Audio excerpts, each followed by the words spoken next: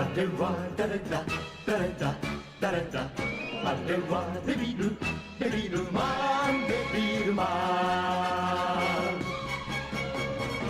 裏切り者の名を受けて全てを捨てて戦う男デビルアローは超音波デビルイヤーは地獄耳デビルウィングは空を飛びデビルビームは熱光線悪魔の力身につけた正義のヒーローデビルマンデビルマン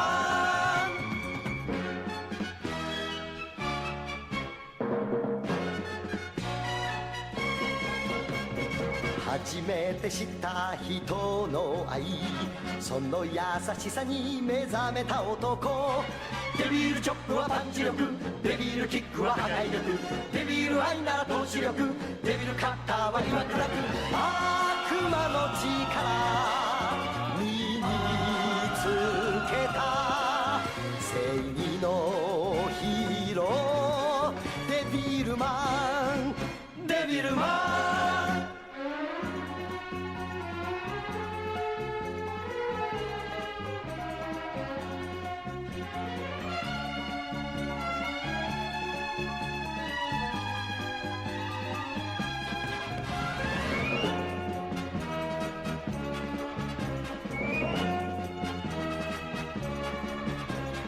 あれは誰だ誰だ誰だあれはデビルマンデビルマ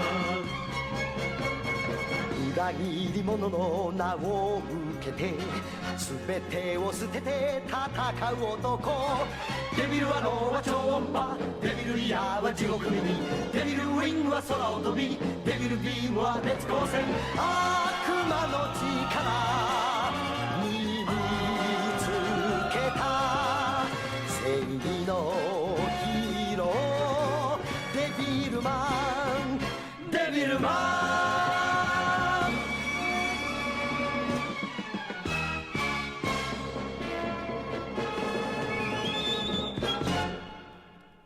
Nice. Okay, so I was wondering which one I would use for this one, but yeah, I mean, it had to be Devilman, right? Like the original opening from back then, like the 70s or the 80s or something. I remember catching like a couple of episodes on TV and just always thinking, what the fuck am I watching? Even back then. And I mean, listen, the concept was okay, at least in my mind back then. And then eventually, after growing up a little, I just rewatched it and I was like, what the actual fuck? And it's such a weird anime, isn't it? But yeah, I mean, it makes the list. As I've said before, I'll try to be opening my streams with as many of those hidden gems or old openings as I can remember from my childhood or whatever. And so, yeah, I picked this one. It was either this or the one that I'll play next time, which is also a favorite of mine. And anyway, so at one point I think Netflix did that Devilman Crybaby thingy. I tried to watch it. Maybe I should try again. I remember not really enjoying it. After a couple of episodes, I was like, yeah, maybe, but also no. So maybe I'll try to rewatch it and see what I think about it. It was weird. I think a spin-off was another anime that was back then at least pretty controversial, which was called Violent Jack or Violence Jack or something. And it was kind of like a spin-off of Devilman, but not really, but also yes. Like it was such a strange thing. I don't remember the lore, but it was this huge man that just went around with a knife and like in a post-apocalyptic kind of situation, and literally just well, solving things with violence as you would expect from the title. And it was very short. It didn't like last long. It was like I think one OVA or two OVAs. I don't even know, for real. Violence Jack was weird. It had potential, but it was weird, and its connection to Devilman was also weird. Which, yeah, Devilman was weird anyway. So yeah, I don't know. I felt like, oh yeah, that's a cool song though. And there's also a jazz rendition which is pretty damn good, but I can't play that. But you might enjoy it. It's from Platina Jazz, so you can search that, like anime covers from those guys. And they've done Devilman, and it's pretty damn good. It's pretty funky. Um, but this was the original opening. Um, so yeah, as always, no copyright, blah blah blah. Just think it's cool to. It's a cool little gimmick to open my streams, or at least, you know, a couple of my streams with songs like that. But yeah. Anyway, this might be a rather short stream. I'm hoping it's going to segue, if that's my new favorite term, by the way. But I'm hoping it's gonna segue into Diablo 4 with Neris. But who knows, right? Who the fuck knows? If that doesn't happen and it falls short, then I guess it's fine as well. I can just have my evening to myself. Because what I want to watch with you now, and the reason why I came back to stream, as I said I would in the morning, was to watch some nonsense with you, and in particular this time, watch a video on 34 immoral manipulation tricks. And it's a short video, it's like 18 minutes, which, wow, I wonder what the fuck they're gonna say. As always, it's not like educational, because I'm not a professional, psychologist or whatever, and I don't think the person who posted that is also anyone of any such description. But discussion and chilling. So I want to hear what they have to say, and what I'll do is basically I let them talk, and then pause and maybe throw in a bit of lore about myself and what I think about it, and whether I've had extensive experience with any of that shit, and what it made me feel, and blah blah, things like that. Just chilling and watching that shit with you, I guess. But yeah, it doesn't have, obviously, it doesn't have any value as a definite guide or anything. It's just like things. I like talking. I like watching things and then talking about them. Commenting on what I see. So I hope we're clear on that. And obviously, as far as the person who posted it, or the channel who posted it is concerned, again, all the legal stuff. I'm just commenting on your video, dudes. Don't fucking kill me or something. I just, be offering my opinion or something. No copyright intended, whatever, or theft of material or whatnot. It's for entertainment purposes, let's say, And so this is what I'm talking about right here. There we go. And yeah, who knows? Sometimes I see videos like this, and I'm interested. I'm instantly interested, because I'm like, I want to see what people think about these topics. Or what passes as information on these topics, like these days or whatever. And seeing as it is fresh, like a month ago, why not, right? My only concern with this is, like, it appears to be so fucking condensed, like its little chapter appears to be so condensed, that it might be a little bit troublesome um, to comment on it as it's happening. So expect a lot of posing, again, because it just looks so fucking condensed. Yeah. And again, remember, this is not fit for anyone to make any diagnosis or whatever. Yeah, just keep that in mind, right? It's just random stuff, like factoids, let's say, and I'm gonna comment on them, and that's it, basically. Now, I'm curious if I will have to adjust sound. So I'll let it run a bit, just to check my my sound, like, indicators here, and see, like, what the fuck is up.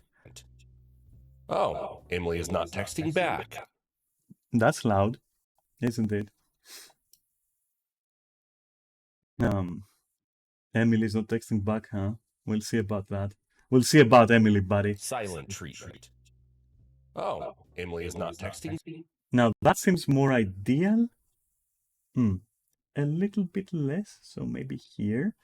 And then also lower it on my end and see if you can hear it through my speakers. Back. She's ghosting you for days. Oof, it seems like you can. Or at least, yeah, it appears that you might be listening, through my speakers. Wait, what about now? Classic silent treatment. This tactic messes with your head. Yeah, so now you should be okay. And we can see what Emily is up to. Damn it, Emily. Why are you not texting back? All right, so yeah, these are the rules. If I need to pause, I will, and I will comment on that shit, and hopefully, the whole thing will make for a somewhat entertaining stream, I guess, or maybe not at all. Who the fuck knows? Maybe I'll just not even watch all of it. In which case, we'll jump to another. But in the end, remember that this is just chatting. And so I don't intend to make this like, 4 hours or something. Okay, unless some kind of like super interesting topic comes up and I'm like, oh yeah, I have so much to say about that, Honestly, all I'm hoping for is that it keeps me busy until like we can play Diablo 4 with Neris and hopefully stream it. But to elaborate on that, I did talk with Neris a little bit, and it seems to be very shaky for the day, and that's okay.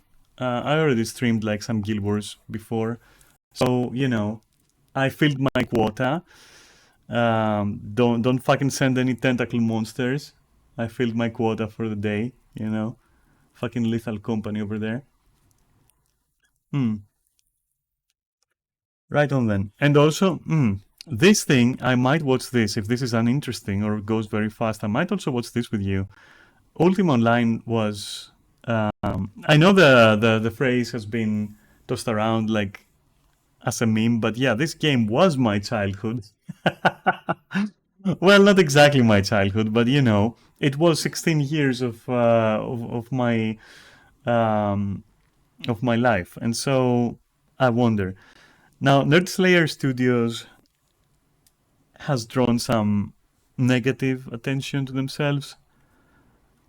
I won't even comment on that. I just want to say what they have to say about this.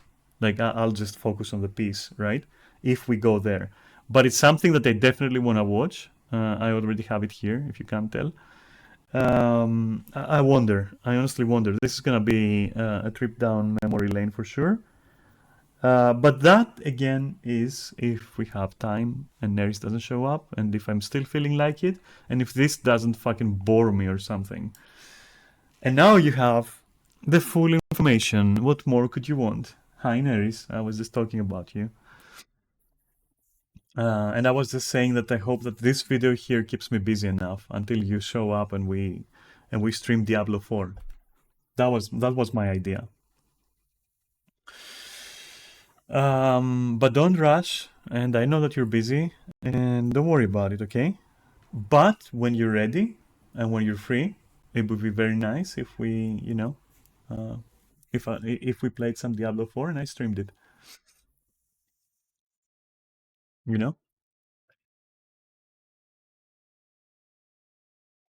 But honestly, no pressure.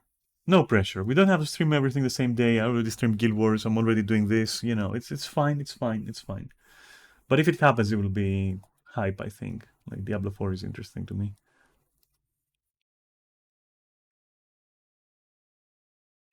Yeah, I will also have to download it. That's not gonna happen now. I have to kind of like set up like Battle.net again because I deleted it because I wasn't gonna go back to World of Warcraft. So I don't have Battle.net. So it's just don't worry about it. You don't worry about it, honestly. But for now, let's do this. Let's hear what fucking Emily has done. All right, that filthy Emily. always there to foil our plans. Oh, I want to do that in general. Yeah, for sure, me too. But I can't download while I'm also streaming, I think. That might put some strain on there. But yeah, okay. Let's see. Silent treatment. Oh, Emily is not texting back. She's ghosting you for days. Classic silent treatment. This tactic messes with your head. All right, so should I gift it now as well or wait until after stream? You can do it whenever you want. I'm already like, I already fucking gave you a shout out earlier in the morning when I said that like Neris was generous and kind and said, okay, I will give it to you. And, you know, it's a good chance to tell you that I really appreciate it. And so, you know, just do as you wish with it. I'm not gonna tell you when to do it. But what was I about to say? Yeah, I'm ghosted like that. Right. So it's difficult sometimes to distinguish between when you're being given the silent treatment as a manipulation tactic and when you're simply just not interested in the other person and they just like move on with their lives, you know? So I think it's a little bit risky that the person says, oh, Emily doesn't text you back, definitely silent treatment. I don't think it is. I think that's not a good indication. I know that the person is trying to set up an example, but maybe it's not a very good example because that's not, you know, definite silent treatment. It's a little bit different. But I'll let the guy finish and then I'll tell you what I think. Making you replay every conversation and wonder if you're the villain. Spoiler, you're probably not. The beauty of this move is that people control you while doing nothing. It works because silence is loud. It makes you uncomfortable enough to chase them. And we also hate uncertainty. Don't fall for it. If Emily is not talking, fine, move on. Yes, of course. In this example, you don't even have to think whether or not it's silent treatment. Like if you're getting that kind of response, yeah, it's time to move on, okay? But that's more like dating advice. It's not even like so silent treatment is a little bit different as the way that I experience it at least, or that I have experienced it, or whatever, or the way I understand it. Maybe I'm dumb as fuck, but the way I understand it is like you're already involved with a person, not necessarily romantically, but you're involved with someone, and you know everything's normal. You're talking or whatever. You know you're already established. Like you have an established relationship, and you know that person seems to fall silent whenever there is like an argument, and it seems to be like weird because you're asking the person something, let's say, during a misunderstanding or whatever. You're saying, hey, you know, whatever, like, why didn't you show up yesterday? Whatever, just an example, you know, maybe a crude example. And the person just doesn't talk. And they're just there. And it's like extremely clear that they're simply not responding on purpose. It's not like they're busy. You know they're not busy because you are talking in the moment. You are having a conversation. Suddenly the person is like, no, nope, that's it. And again, sometimes, depending on the context, it can also be that the person is feeling uncomfortable. And usually you can tell when it's a silent treatment from body language if you're close to the person. Because they're really just being, they're really ignoring you. And you can tell from their posture that they're not really going to back down on it. Like, you can tell that it's a stance that they have. Like, I'm not going to talk. End of story. And the more you try to understand what's happening, and you're like, can you please tell me what happened? Like, why are you not talking to me? And the person continues to do it. Now that's definitely silent treatment, you know. So yeah. She can stay on mute while you live your best life. You're not a mind reader. Probably. False choice. All right, so that's all the guy said, but what I will say is that, I mean, listen, I have been served that quite a few times, and it is, my God, it can rip you apart because, as the guy said, it just fills you with doubt, and it forces all of the processing on you. It immediately puts all the weight on you. Like every kind of processing falls on you. Like, was there a mistake? Did I do the mistake? Essentially, what the guy says, right? It can guilt trip you. It can, it can tire you. It's possible also that since you are going to probably be talking while the other person is ignoring you, the more you say, the more that they can possibly also weaponize or latch onto and immediately change the subject and make it about that. So that's like also a nice trick there. Um, and usually it's going to involve like some kind of semantics argument just to just to take it away from the conversation that would inevitably lead to their fucking admittance that they did something actually harmful or wrong. Anything for them to wiggle out, right? Otherwise, it's going to be complete silence on their part. I mean, there's not much to say about it. It is what it is. When I noticed that, like, fortunately, it hasn't happened recently. Obviously, it's been a while since I've had someone do that. Excepting my mother, because my mother is a, a very skilled manipulator. So I won't even count that. But otherwise, no, it hasn't really happened recently. What I used to do when it would happen, though, and also, wait a minute. Actually, give me a minute. I'll be real quick, and I'll be real quick back. Don't worry.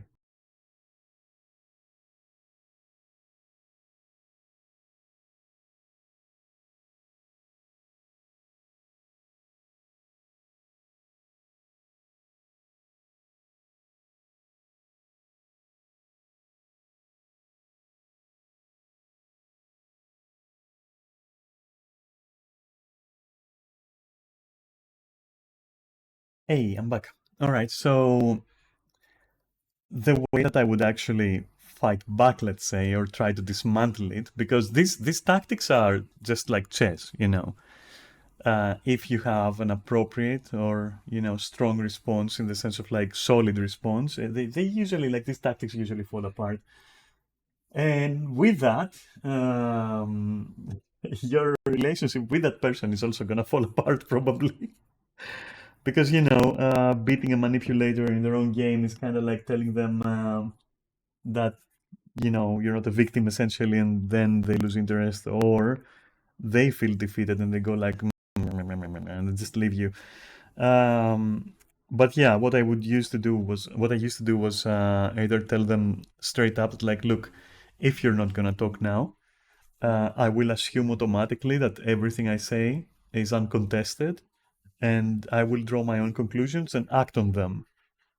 And I hope you're ready for that. And feel free to correct me in my assumptions. And then I would present my case and I would say, since blah, blah, blah, blah, blah, blah, then it's proven that this and that. Like, do you have anything to say? And the person would be like, meh. And I would be like, okay, well, fuck you then. Bye. Simple. And it works because you get some sense of peace from that because you've already stated that there was something that can be done. They would argue, they would counterpoint or something, but no. Another good one is to just leave it alone, essentially.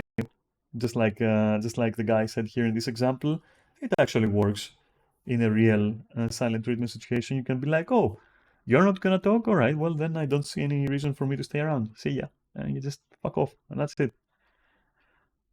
And usually what happens with that variation of it is that the other person will contact you after a while. But don't have like any high hopes that they change or something. That's rare. But they might contact you, and to me, I mean, at that point, it was like, hey, you know, what's up? And they would be like, oh, blah, blah, why are you acting like nothing's going on? And then they're like, yeah, nothing is going on. Well, we're done. Like, yeah, we're basically done. Why would I talk to you again?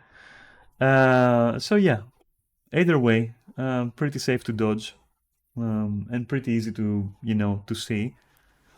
And again, not to be confused with like somebody feeling uncomfortable or or being at a loss for words, or being fearful perhaps of your own reaction. You know, there's lots of genuine situations where a person might be silent in a situation. Again, silent treatment is visible. If you know how to look for it, it's very easy to see. And so, yeah. But always, you know, again, like everything I say and everything this guy says is mostly for entertainment, for edutainment. It's not for education, but it's also not completely a joke. Um, you know, it's just to give you food for thought. Shall we agree on that one? It's just to give you food for thought, like both what this guy's saying and what I'm saying. And we both could be wrong, okay? And my excuse for that is that I'm just relaying to you how I experienced it and how I feel about it and what I did in that situation. So, you know, I'm just telling a story essentially. The guy here, well, you know, I don't know what their excuse would be. I don't care. I'm just here to comment on it. All right, let's see. False choice, huh? What the fuck is that then? Oops. What the fuck? Where are you? There you are. Okay. Do you want to do the dishes tonight or tomorrow morning? Excuse me, why am I doing them at all? This tactic I mean, that's a bit childish. I was expecting something else. tricks you into choosing between two options, both of which benefit the manipulator. The way it works is that it makes you feel like you're in control, even though you're not. But look, That is so clumsy. Like, no offense, but if you're an aspiring manipulator, I hope you aren't, but like let's say in this hypothetical, you're an aspiring manipulator. If you do this, what? Who the fuck is gonna fall for this? Like, who the fuck is gonna fall for that? Nobody. So silent treatment. If I had like a scale of danger to, I would say the silent treatment can be near average because it's easy to see and dismantle. This one is like zero. Like, what do you want me to say about this one? It's like, yeah, I'm just not gonna do it tomorrow or today. It's your job. Like, yeah, it's a little bit what? There is non-goofy examples. I was thinking, you know what I was thinking the guy was gonna say?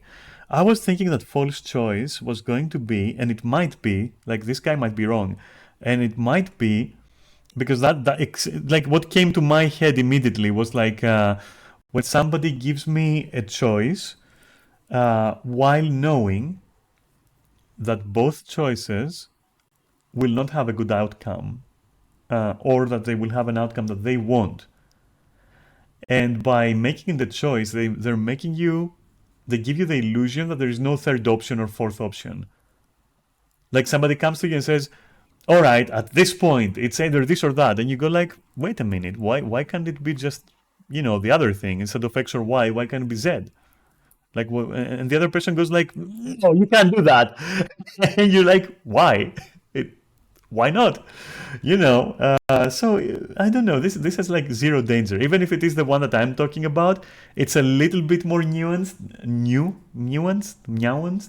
It's a little bit more nuanced, but it's easy to see and easy to dismantle, and just keep your fucking eyes open, and yeah, just don't be nuanced. Yeah, exactly.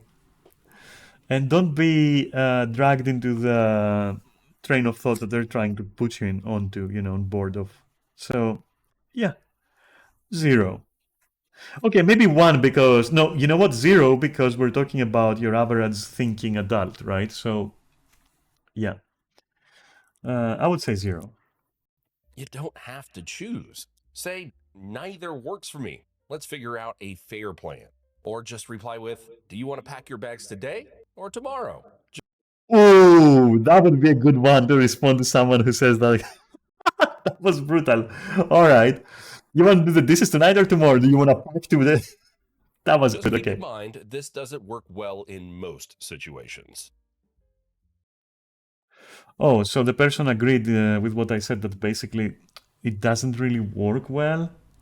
It is like such a fucking bad strat. Microaggression. Oh, Oh, interesting choice of shoes. Such comments are like a mosquito bite. Small, but super annoying. Such sneaky, backhanded comments make you second guess yourself. The way it works so well is because it plants a tiny seed of doubt without sounding outright rude. Manipulators use this to slowly undermine your confidence. The solution? Call them out. What do you mean by that? All right, so I will perfectly agree with this, and I will perfectly agree with the solution that the person is offering. Like, what do you mean interesting? Like, just call them out on that. Easy. It's very easy.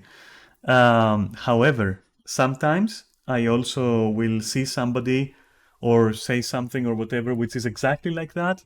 So I will be like, somebody will come in. Let's say this example. Let's say somebody comes in our group in Guild Wars 2, right? And we call them for content, and they're bringing like a very weird build or something.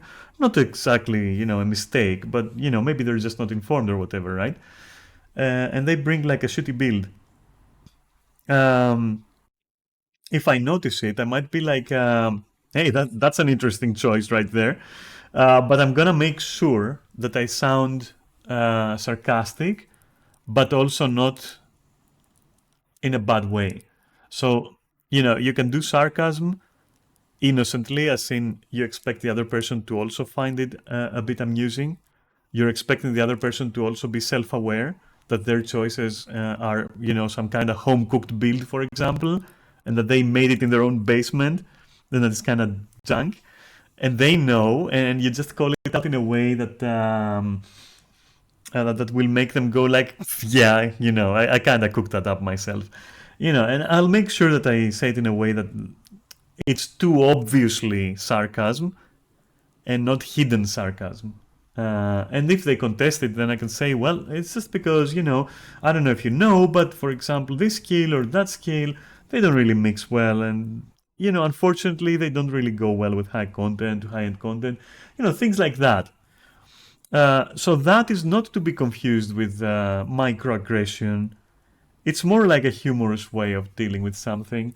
So again, whenever somebody says that, assuming you can have them on voice or whatever, or better yet in real life, I think it's pretty easy to see from their expression and their body language and their tone of voice whether or not they're going for microaggression or whether or not they're trying to point out that maybe something's wrong.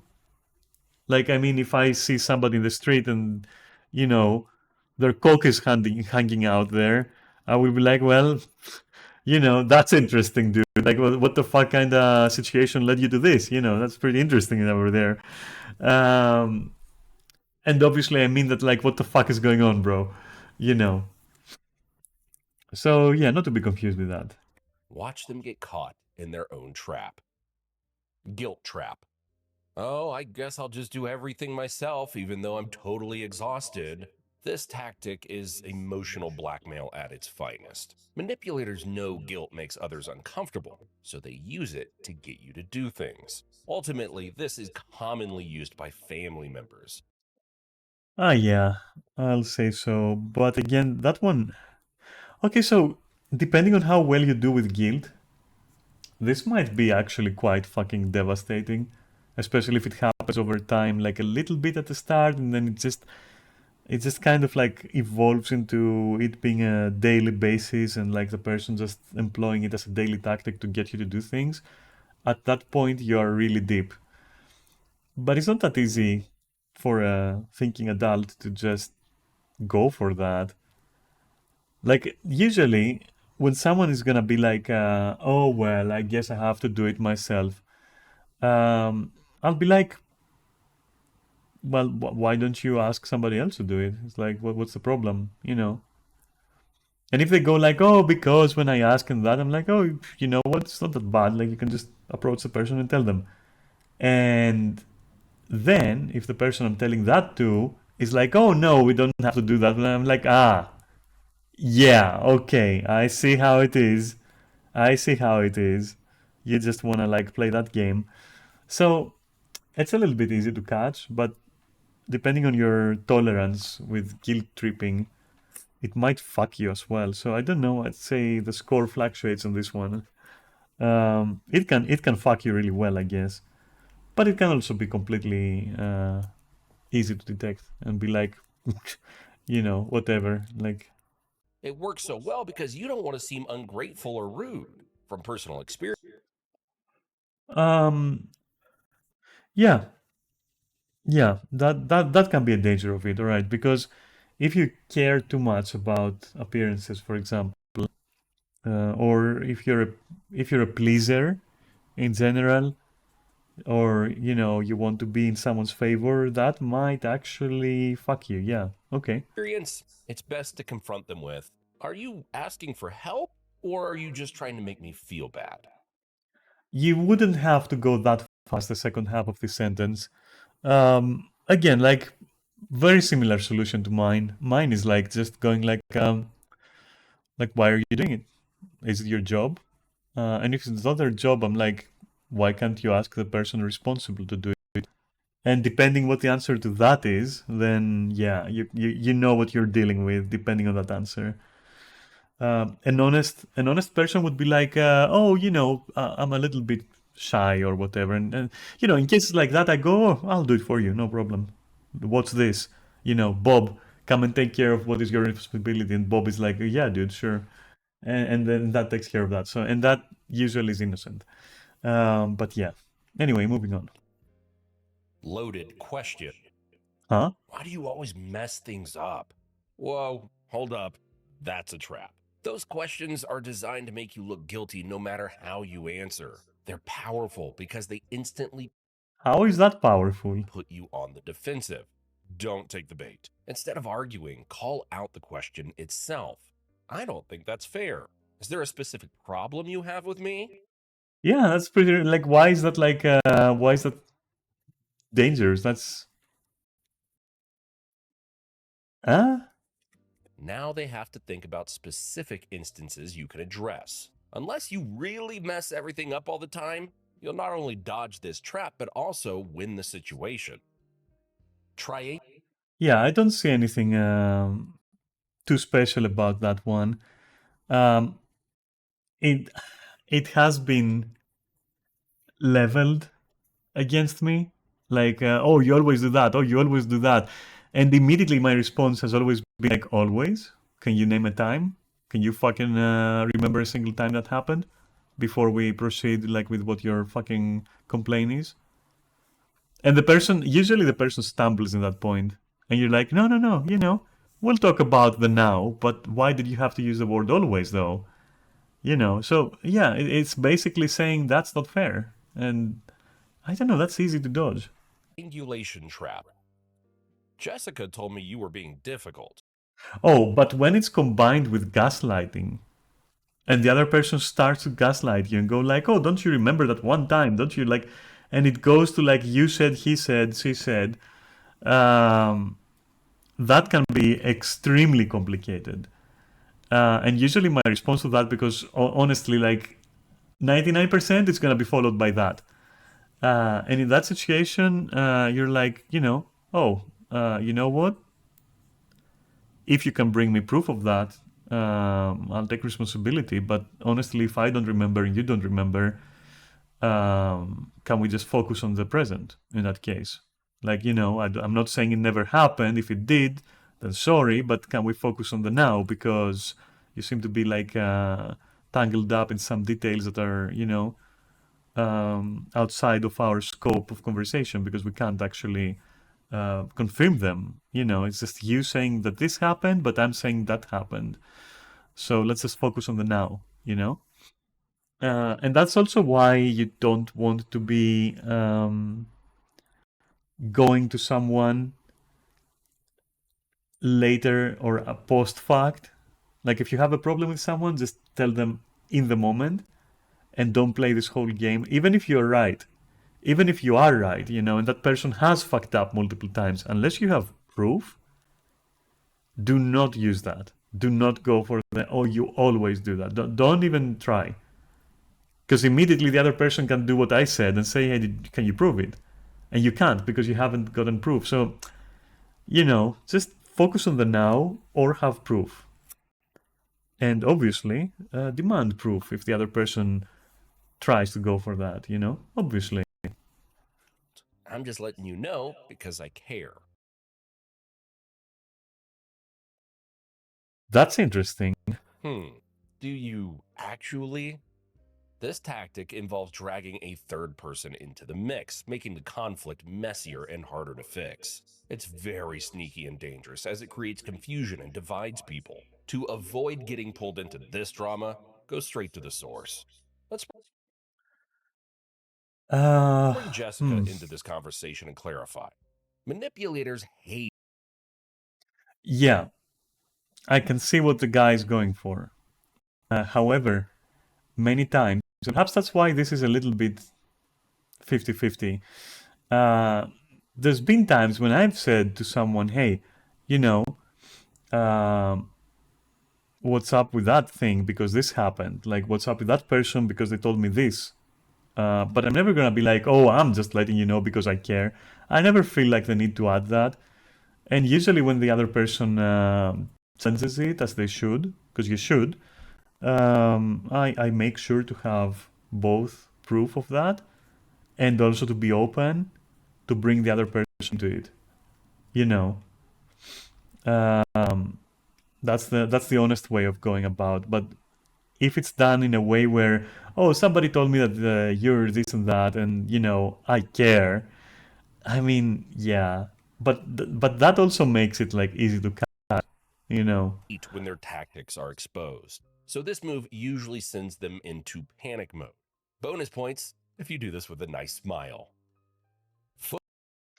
I haven't been on the receiving end of that for years and years. I think it's a very childish tactic. I don't know what else to tell you. I don't know what else to tell you about that one. I haven't faced it like in the last fucking 20 years. So yeah. Foot in the door. Hey, can you help me real quick? Harmless, right? But then, real quick turns into an all-day project, and suddenly you're doing Oliver's taxes. This trick works because once you say yes, Does it work? Does it really work? Hey, I have some bad news to, you know, for you. If this works for you, I have bad news. You need to improve your people skills. Like, what the fuck? And your bullshit detector. Really? Yeah, I'll help someone real quick if it's real quick. If it devolves into some kind of crazy situation where it takes more, like if they say real quick, right? If it takes more than like 5-10 minutes, I'm out. Like I'm instantly out. I'm like, oh yeah, can't help you with that. Sorry. Sometimes I might be like, hey, why would you need my help? Here is Google. Why are you telling me? Just tell Google. You know, ask Google. They're gonna tell you. I don't know. Is this dangerous, really? to something small, it feels awkward to say no to the next thing. Want to avoid this? Just ask, what exactly do you need help with? If they start stumbling over their words, you've caught them. Politely decline and enjoy your Saturday. You owe me. Ever had someone do you a tiny I've never had a person walk over to me and be like, hey, you owe me, do this for me. Like, never. That's mostly because throughout my life I've never really accepted any kind of thing that would put me in a situation where a person can be like, hey, you owe me now. It's the worst thing you can do. But as long as you don't do it, as long as you're careful not to step into some shit like that, nobody can tell you that. And then it has no power over you. Like, yeah, I don't know, this is childish. favor like handing you a napkin and then act like you owe them your kidney. Some people do something small for you and then use it as a golden ticket to Some more advanced versions, I guess, my response to them is like, hey, you do realize, you know, whenever someone is extra generous or whatever, I will always be like, hey, you do know you don't have to do this because I can't really pay you back. You know, I can't really do something similar for you. Sometimes I will even say, hey, I straight up refuse to do something similar for you. Are you sure you want to do that? Are you sure you want to go and buy me coffee? Because like I can't guarantee that I will buy you coffee next time. Simple. So only do it if you feel like it, you know. And that kind of preface is very good, actually. I find it works very fine. Extra bonus is that, like, people who do that with malice in their hearts then feel like if they back off from what they're offering you, they will appear like assholes. So they will go through, but also they will gain nothing. This one bites you in the ass if you're a manipulator, I guess. I hope you're not, though. Ask for much more later. Why does it work? Because we hate feeling like we're in It doesn't debt. really work. But let's be real. Lending Like, for this to work, you have to be such a fucking easy person to walk all over. Like, nah. you a pencil does not mean you need to babysit their 6 kids. Next time someone pulls this, think, does the favor match the ask? No, just don't ask for favors. Like, forget the favor matching the ask, because then you're getting into fucking mental gymnastics of morality and like subjectivity of the importance of the favor and like the context of the favor and the importance. Like, yes, you know what? Just if somebody wants to do you a favor, just inform them that they're doing this out of their own goodwill and expecting nothing back, and then you can be like, yeah, sure, I'll take it in that case. I'm a materialistic bitch. I will take the money if you're giving me. In fact, such straightforward negotiation, let's say, will show you if the other person ever meant it, or if they back off, then you know that, If not, kindly remind them the world doesn't run on monopoly rules. Black and white. You're either with me or you're against me. Look, life isn't a Marvel movie, and not everything is black and white. People who want to manipulate you use this tactic to make disagreement seem like a betrayal. It simply works. We hate feeling like the bad guy. Here's a sad thing. Sometimes it fucking is black and white. Sometimes there comes a point where you tell a person, hey, listen, at this point, we either are going to see eye to eye, or there's going to be consequences, right? You can't always play middle, but those situations are very few and very specific, and usually backed by actual facts and not like the subjective opinions of someone. So there is that small exception,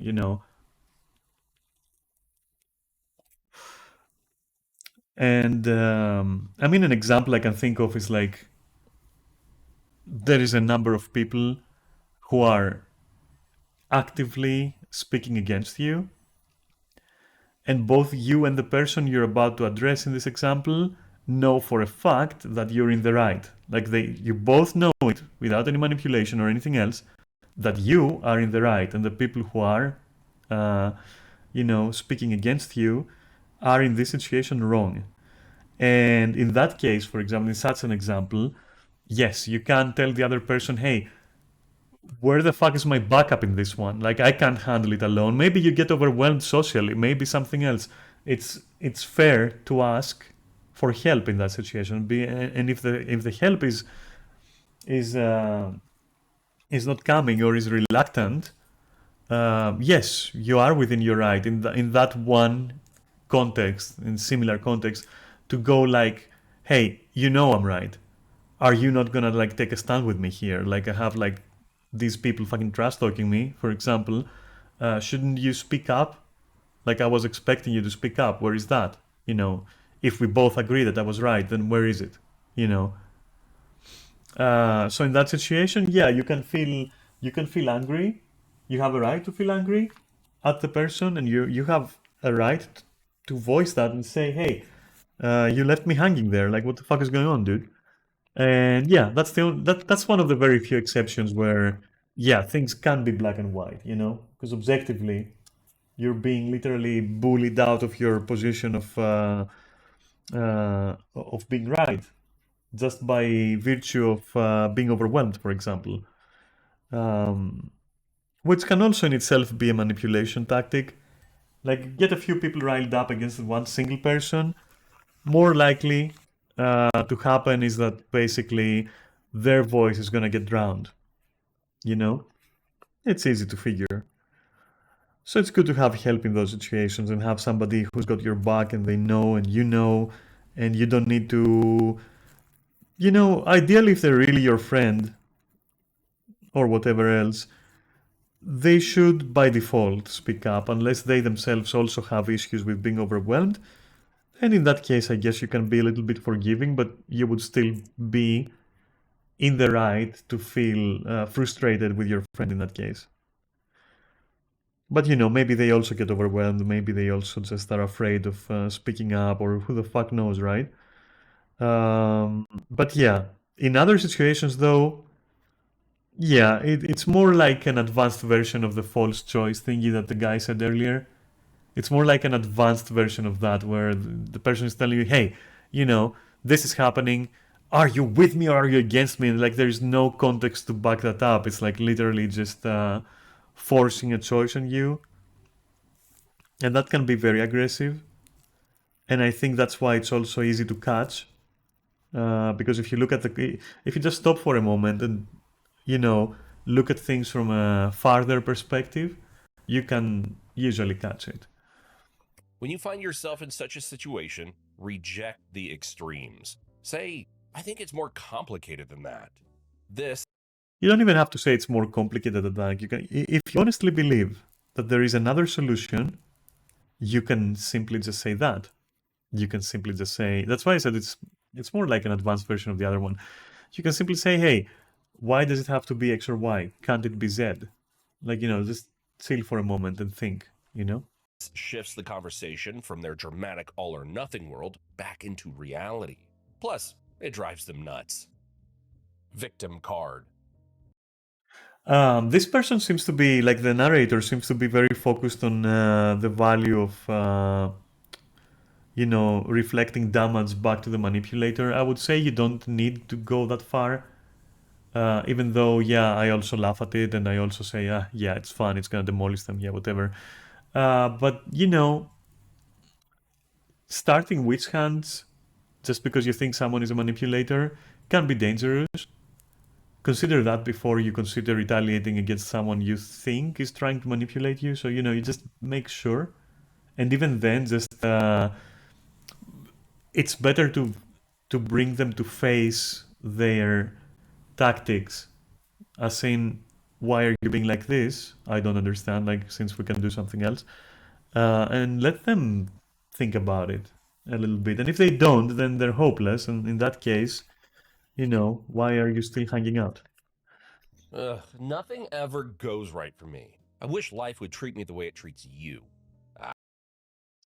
So this, up until the last half of the sentence, it can be okay. I often feel the need to fucking scream that at my walls, for example, lately, especially with everything that's been happening. But I think that one is like, if you ever feel like that and you don't have somebody to tell you, then tell yourself to take a breath, take a step back, and consider your whole life, first of all. Because more often than not, even though there are of course exceptions and some people are going to be completely fucked in their lives, that's just fact, and it's a sad fact, but it's a fact. And sometimes out of their own choices as well, but like, let's take an average person, right? And if you look back and you're like, yeah, you know what? It's not that nothing ever goes right, because like maybe your childhood was fine. Maybe you had a few years that were like a great run, definitely that means that it's not that everything goes wrong for you.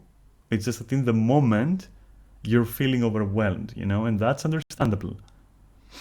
And it's fine to tell people that you're overwhelmed and that and show that you're seeking some empathy, some sympathy, some compassion, whatever. So that's why I said, like, the first half, a bit of a gray area, because yes, maybe you need to remember that not everything in life sucks, you know, at least not for the average person.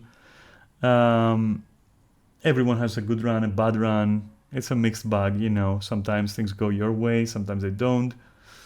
It's okay to fucking feel frustrated about it, just as much as it's okay to feel happy if everything is going well, you know. And that's why it's also important to remind yourself when things are going well, to remind yourself that they're going well and be like, damn, I'm having a good time now. Yeah, because you learn to appreciate it, and then it stops you from, well, feeling frustrated that often, basically. It's not about you whining or, you know, whining less. It's more about actually genuinely feeling less frustrated and putting things into perspective and going like, yeah, okay, maybe now there's shit, but I've had some good moments and, you know, they mattered and all that. It's not all bad, you know.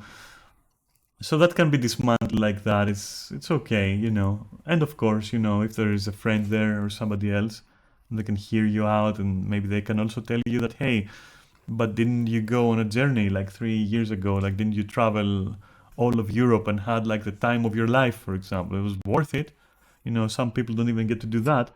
And you know, kind of like wake you up, not in a bad way of like, why are you complaining? You went for a fucking for vacation, you know, not like that, but like just to genuinely remind them that not everything is fucked and things turn around. But when you're telling a person specifically, I wish my life was like your life. Now that is a little bit not the same.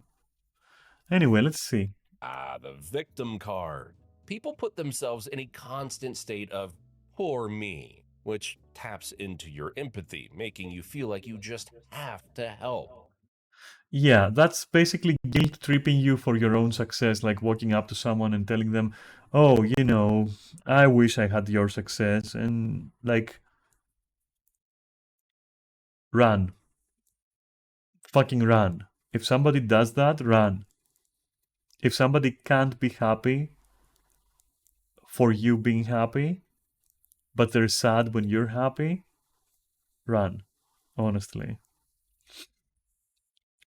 Because I think what's gonna happen is basically they're trying to do the old schoolyard trick of like, oh, my mom doesn't buy me Transformers, but your mom buys you Transformers. Can I hold it for a bit?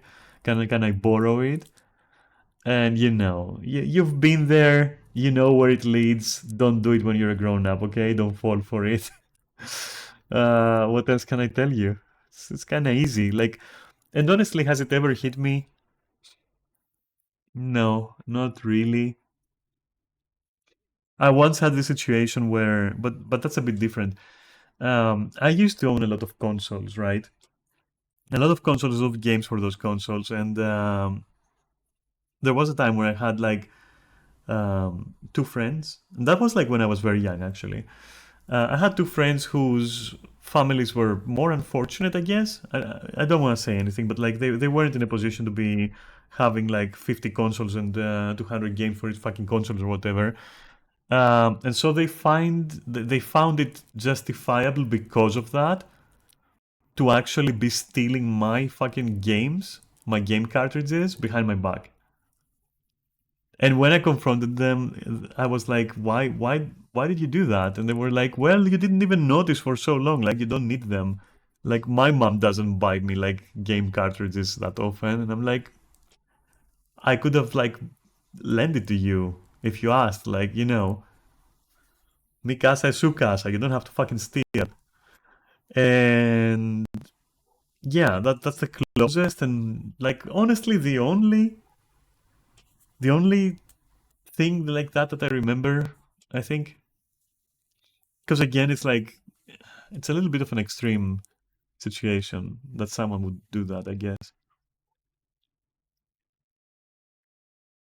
or at least that someone would do it and expect it to work. I suppose, I don't know. However, more often than not, they've either created their own problems or made them way worse, turning their life into drama. They rely on you wanting to fix things for them, even when they're perfectly capable of handling it themselves. So ask yourself, am I really helping or am I just contributing to their victim mentality? Sometimes letting people face their own mess is the kindest thing you can do. Yeah, that's true. That's a good resolution right there.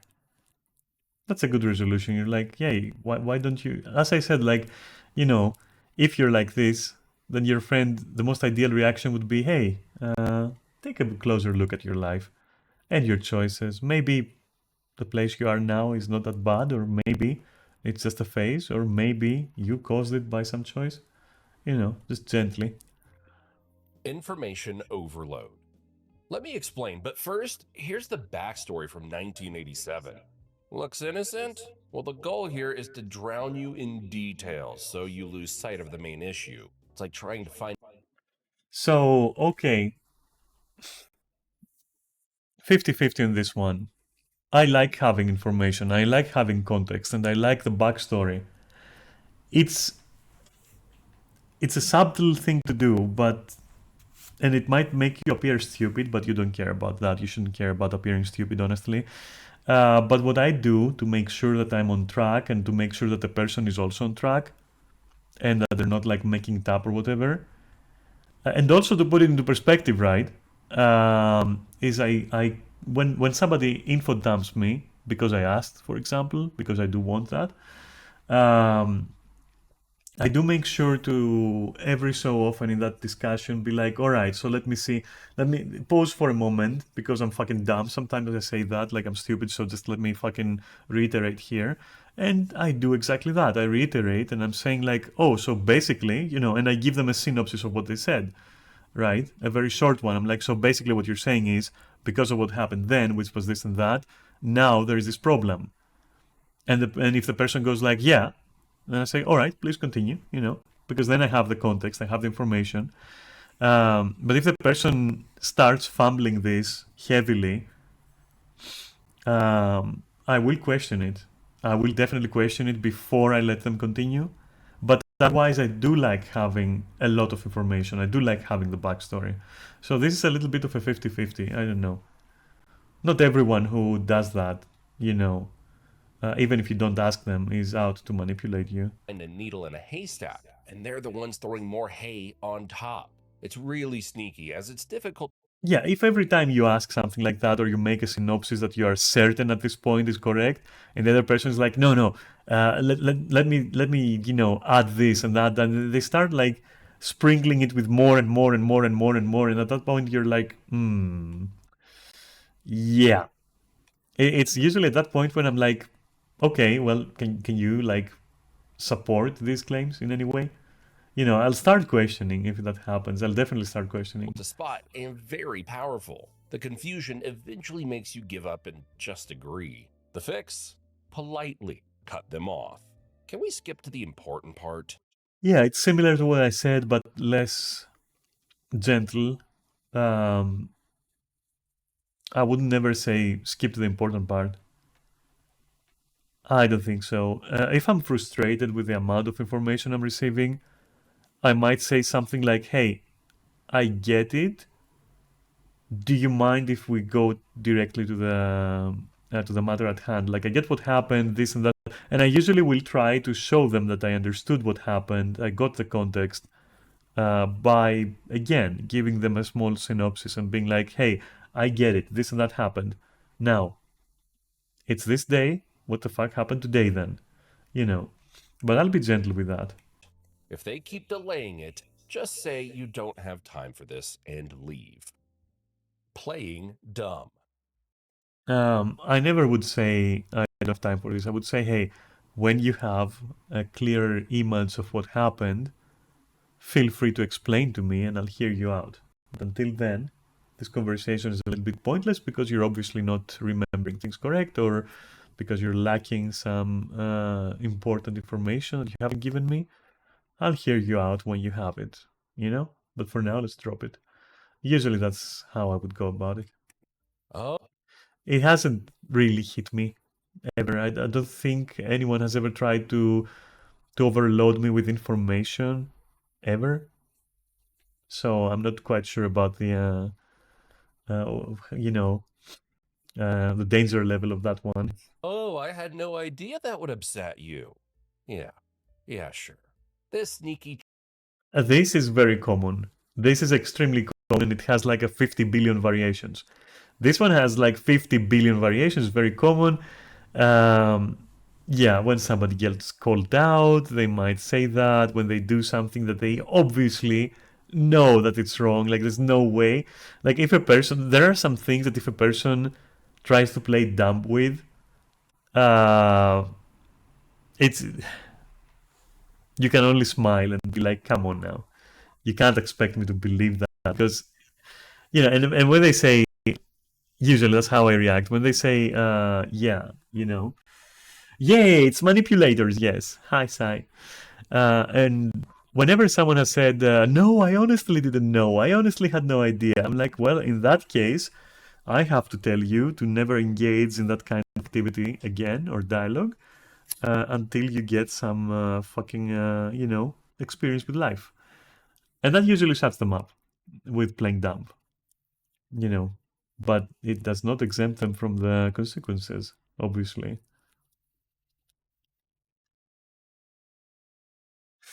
Bro, amazing time for this video. My ex has been reaching out to me, or at least trying, and I'm like, leave me alone, dude. Oh my god. Oh my god. No. No. I am now. I. You know what? I half want to get the gossip now with what you said. I half want you to just elaborate. And if you want to, you can feel free. And we can see where it fits in this whole like list of bullshit.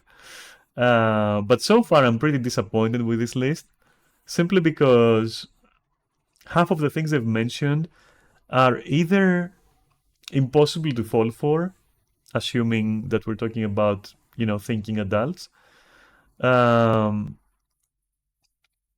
like a little bit in the gray area where it takes a lot more to say if it's a manipulation tactic.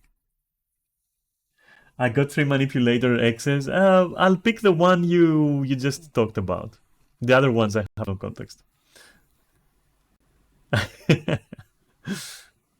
Yeah, I have had some instances myself, I must say.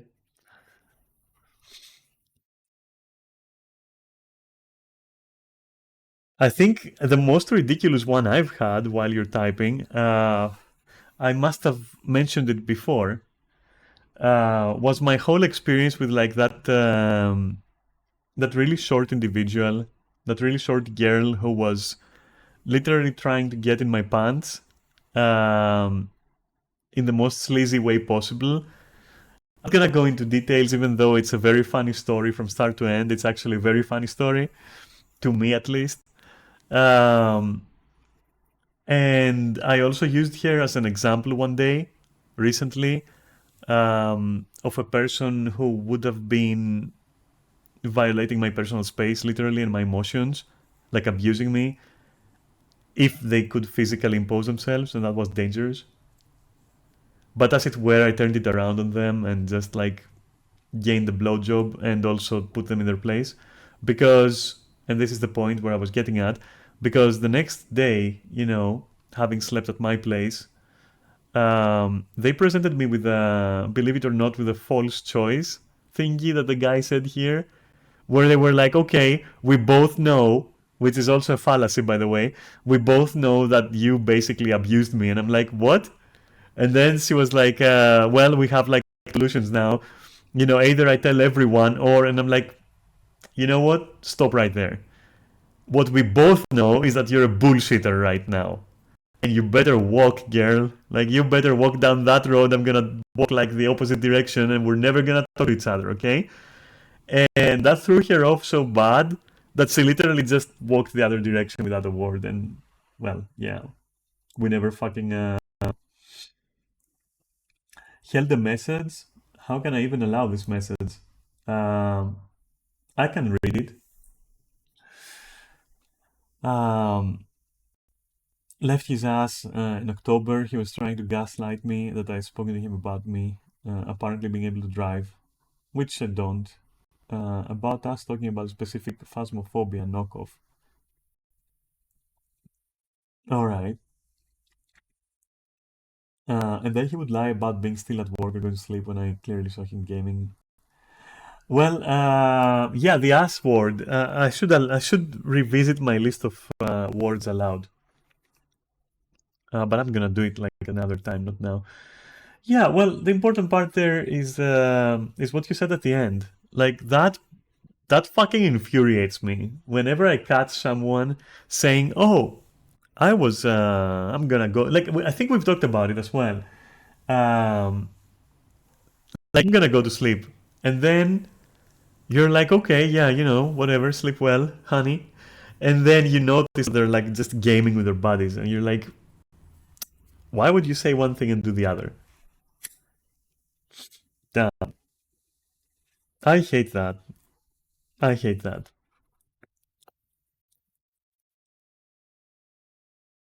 Like it becomes a matter of it's not that you're controlling. It's that why would you have to say that? Like from the beginning, don't tell me you're going to sleep. Tell me that hey, catch you later, and leave it open. You don't have to put yourself in a situation where it's easy for me to believe that you're basically white lying to me, right?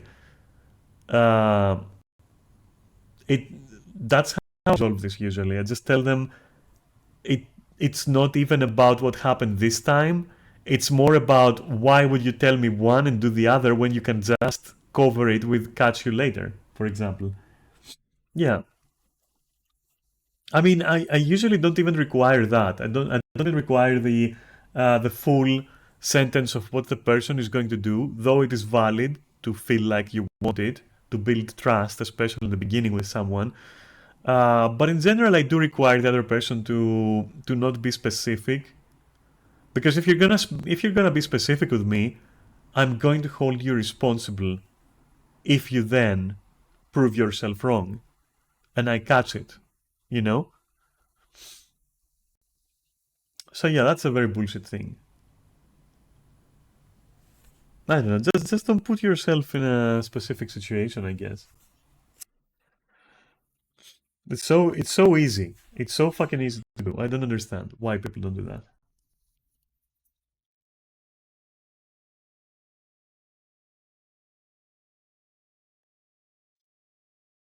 Or like, sure, our both our work are busy jobs, but this motherfucker could never tell me good morning or message me. Yeah, when that happens, I just have one thing to say to people who are like, "Oh, I'm too busy. I'm this and that." I'm like, bro, if you wanted to, you would have found like 5 minutes to just text me or whatever. You could have, like, you really just could have, for real. So when it becomes systematic, when it becomes like common and like and also especially when it contradicts earlier behavior, is when I hate it.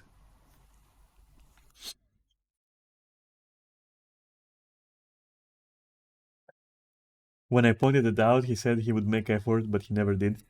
Yeah, I'll make effort. Motherfucker, it takes you 10 seconds to pick up your phone and send the hi, a smiley face. It takes 10 seconds to do that.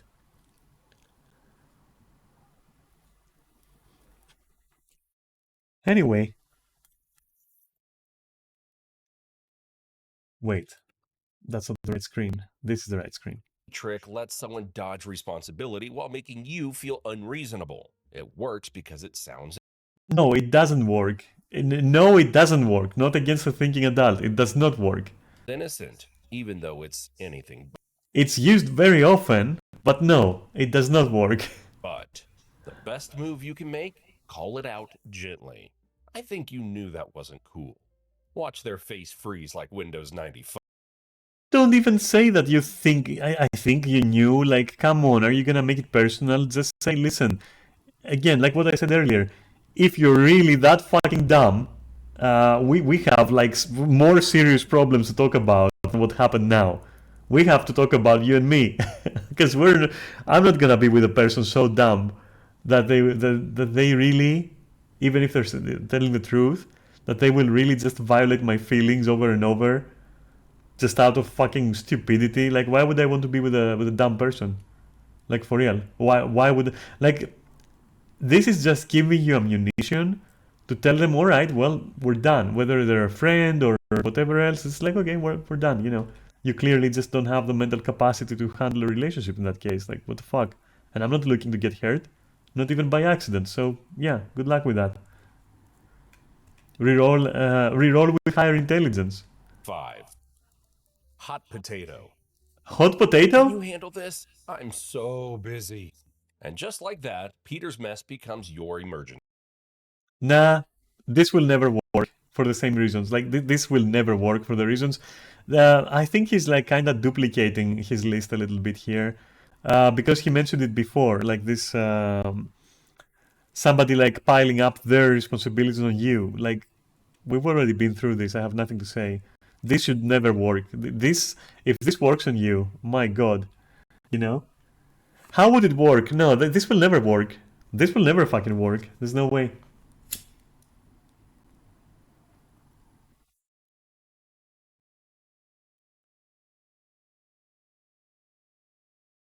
Yeah, I mean, in a work environment it can work. Holy shit. Really? I'd rather be fired than have someone give me their responsibilities. I would be like, nah, don't even touch me with that. Don't even think about it. Damn, and people just accept it? Holy shit.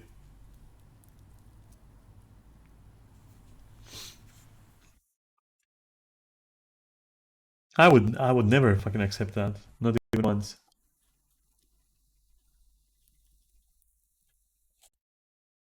There is just no way. Like, there is no way. I am very I am very strict with that kind of thing. Like, if I want somebody else to do the job for me, I literally tell them. Like, I'm fucking lazy. Can you look this up? I tell Neris a lot. Like, can you look this up? I'm fucking lazy. Like, I just straight up admit it, or I'm like, you know what? I'll just do it myself. It's okay. But not in a mean way though. I'm not like, fine, I have to do it by myself, I guess. I'm usually like, you know what? Nah, I'll do it. It's okay. You know.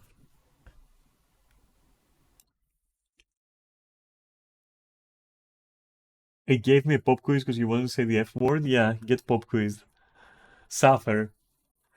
Yeah, I look at my filters at one point. No promises, but yeah, I have it in my mind now. I have it in the back of my head now. But yeah, I will usually say it, and I will also usually um, deny it as well. I will be like, nah, I don't want to do that. Sorry. Here is Google. Just Google it. It's right. The info is right there, dude. Just Google it. I'm surprised Neris is like so kind that he's never told me that. Wait, that's wrong. He has actually told me a few times, not really often, but a few times, and I deserve that because I'm lazy. But I'm very open about it, and I'm very calm about it. I'm not like, oh, could you please, like, you know, unless I'm completely overwhelmed by something or I am like emotionally not in a state to do something, but I want to do it because I need to like snap out of something, I might ask a bit more warmly. I might say, hey, right now I can't do this. Could you do this for me? I usually don't mind checking info. It's kind of a reflex. Yeah, well, but you'll tell me when it's overwhelming, though. I'm just counting on you. Which is also something that I say. I do. I mean, I just said it basically, but I also say it a lot to people that I ask info from. I'm like, hey, if it's okay with you, obviously. Like, I always ask that. Like, you don't have to do it, honestly.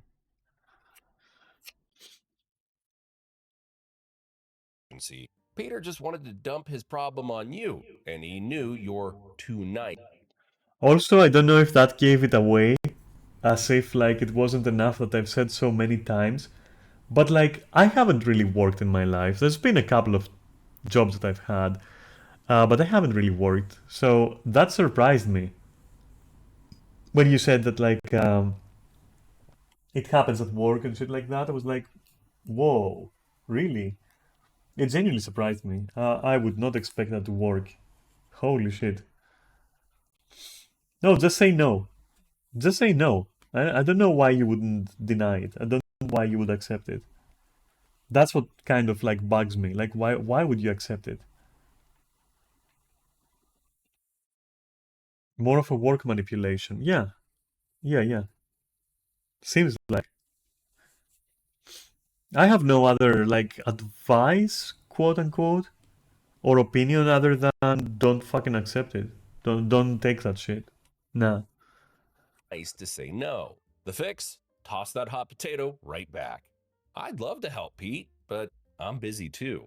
If this Yeah, this is a fair reaction. Like, yeah, I could if I wasn't busy myself.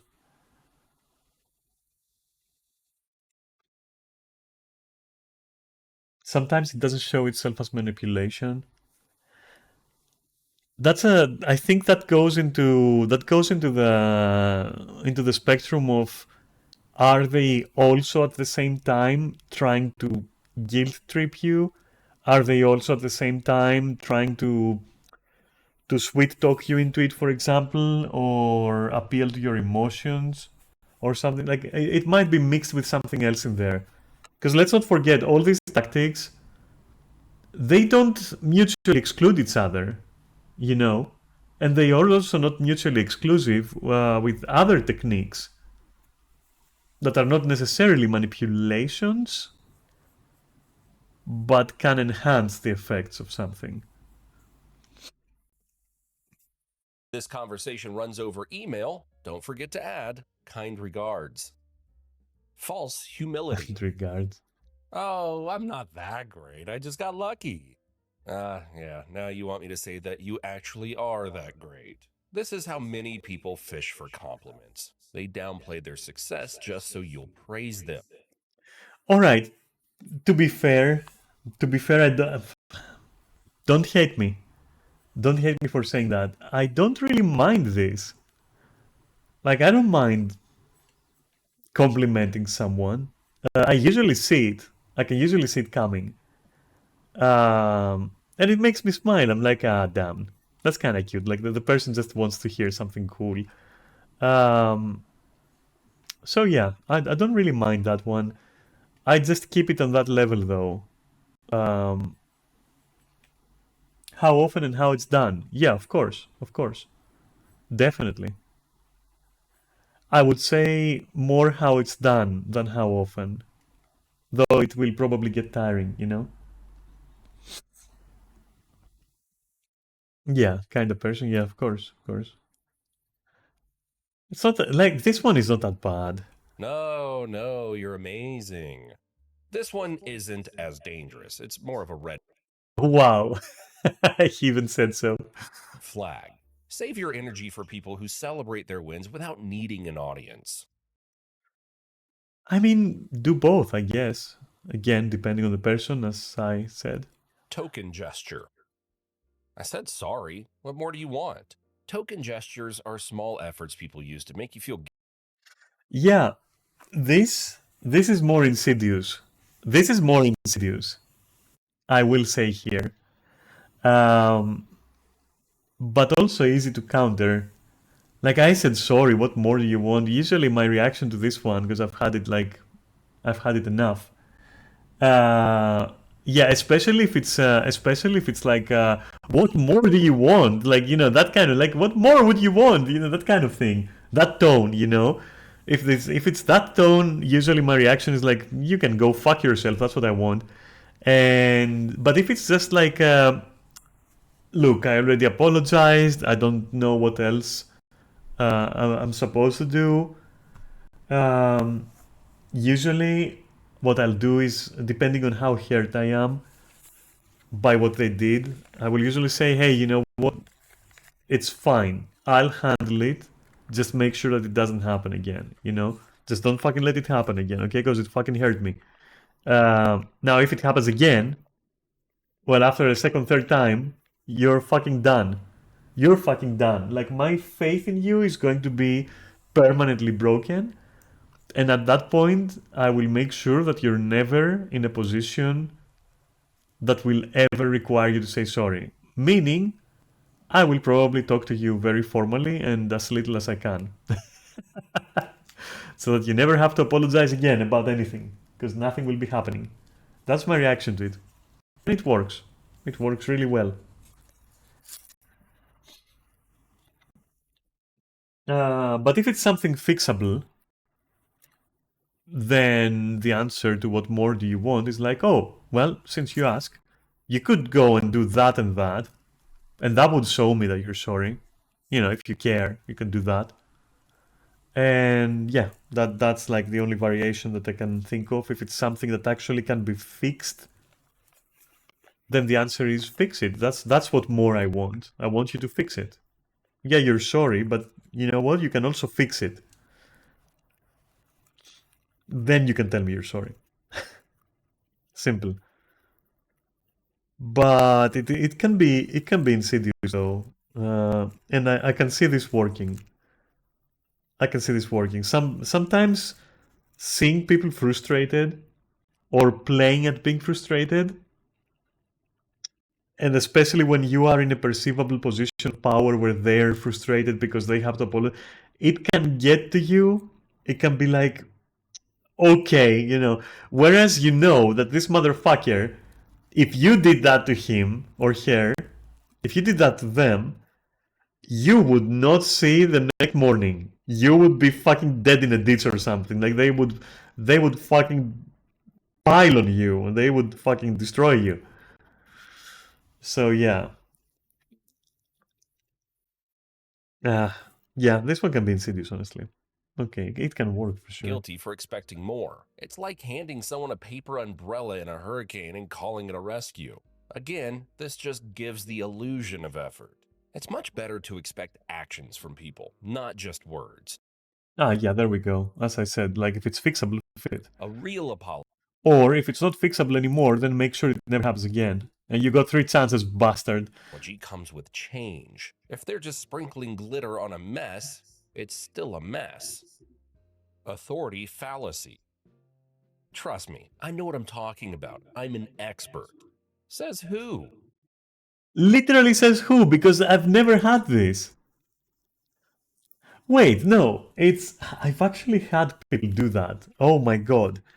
Well, they don't ever say, trust me, I'm an expert, but they're like pushing and pushing and pushing. Like, that's what I've noticed. Like, they push very strongly. You're like, let me give an example. You try to tell someone that what they're doing doesn't work, and they're like, no, it works. Look here, it works. Look, it works. And they're trying, and they're trying, and they're trying, and they're trying.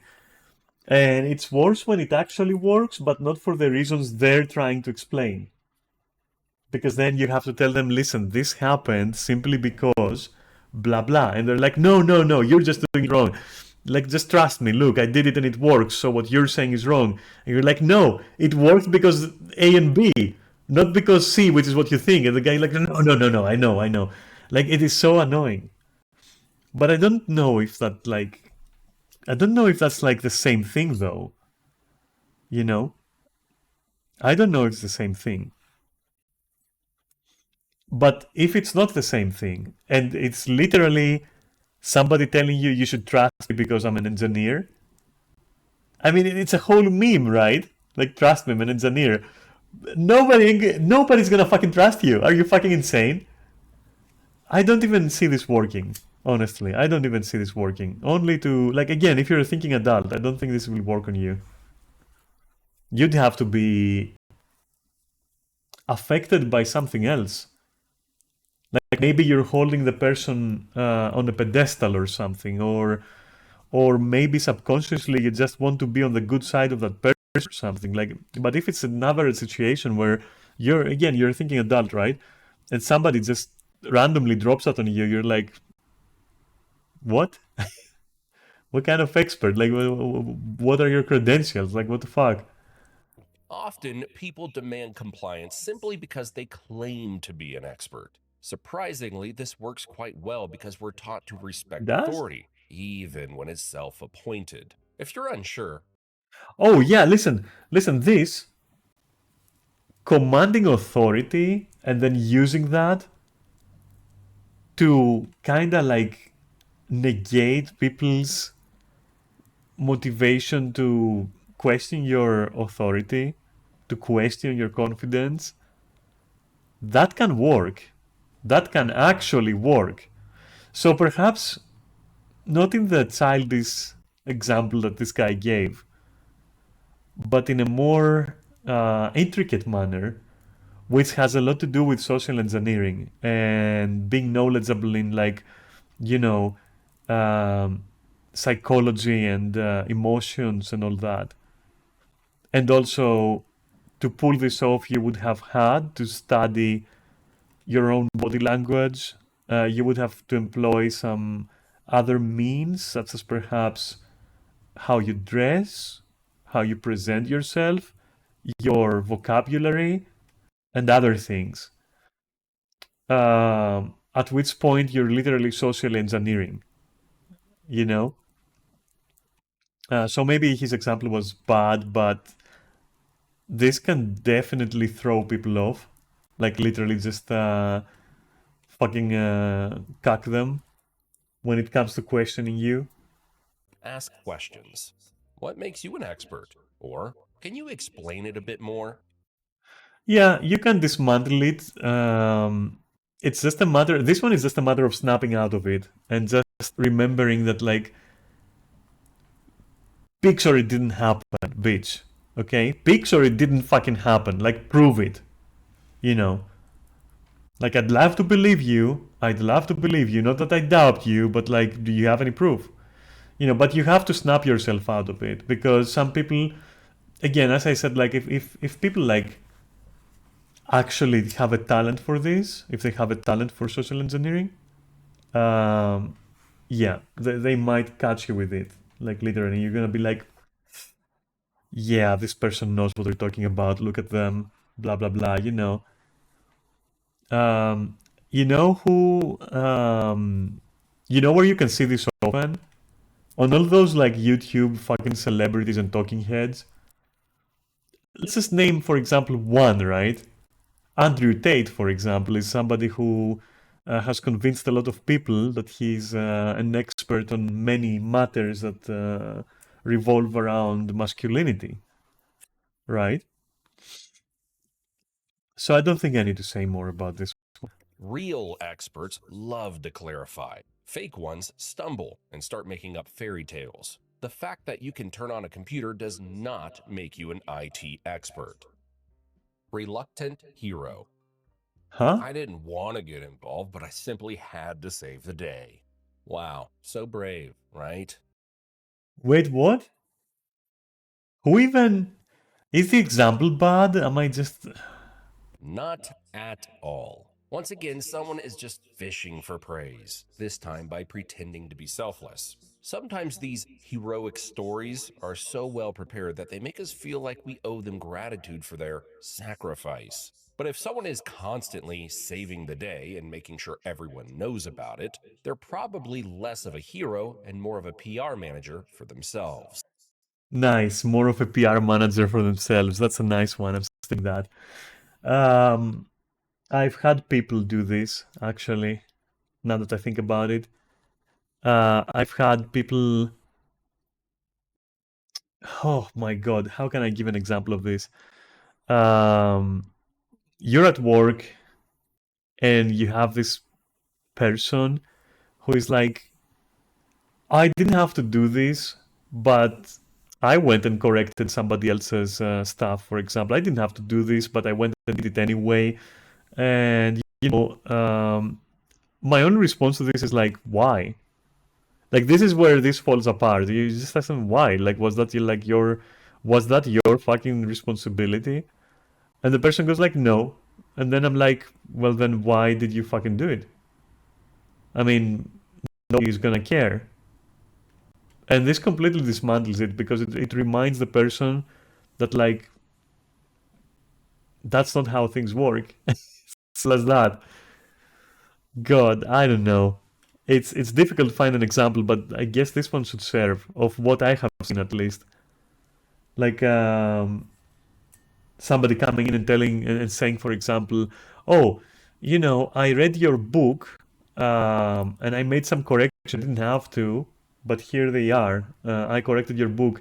To which I'm like, "Why? Just come to me with that. That's my job. I'll do that. You don't have to fucking handle it, you know?" Which can appear rude, by the way. That can appear rude. Sometimes, oh, there you go. It was, this is funny. I was living with someone. I was living with Katya, right? Don't get me wrong, I love Katya. But she would always do the dishes. Always try to do the dishes. And I would always be like, why did you do that?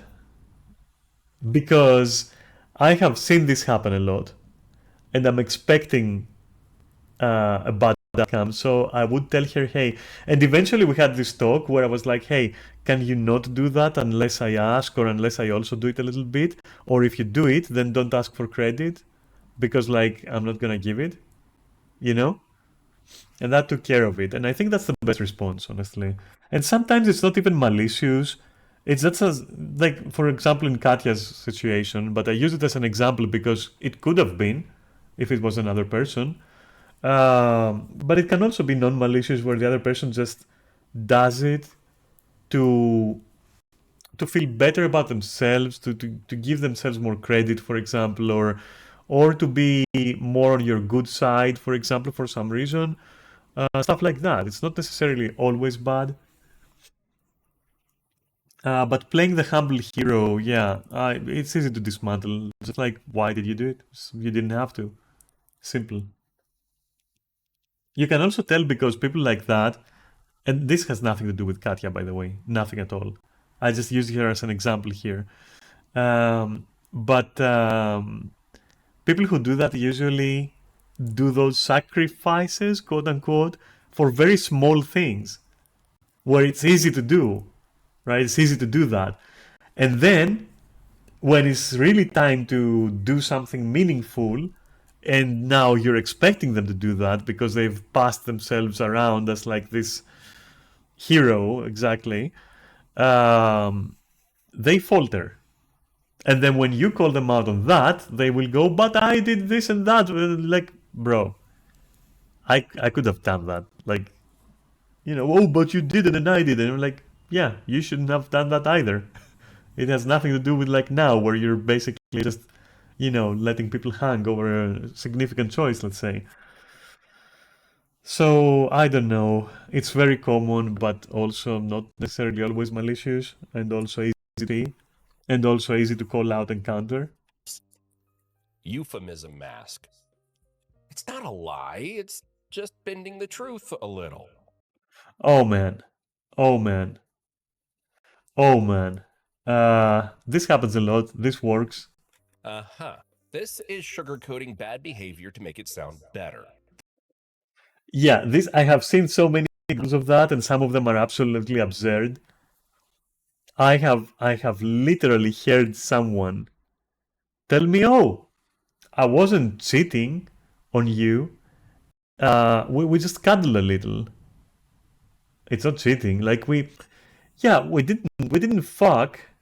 We basically, yeah, but and then as it goes on, it's like, yeah, I didn't cheat on you. It's just that like we were both naked coincidentally, and then like his cock kind of slipped in there, and like I wasn't trying to do anything, but then I had to start moving because I'm breathing, but we didn't fuck. Basically, I have heard some really fucking stupid things. This is so fucking common, and so many variations. Oh my god.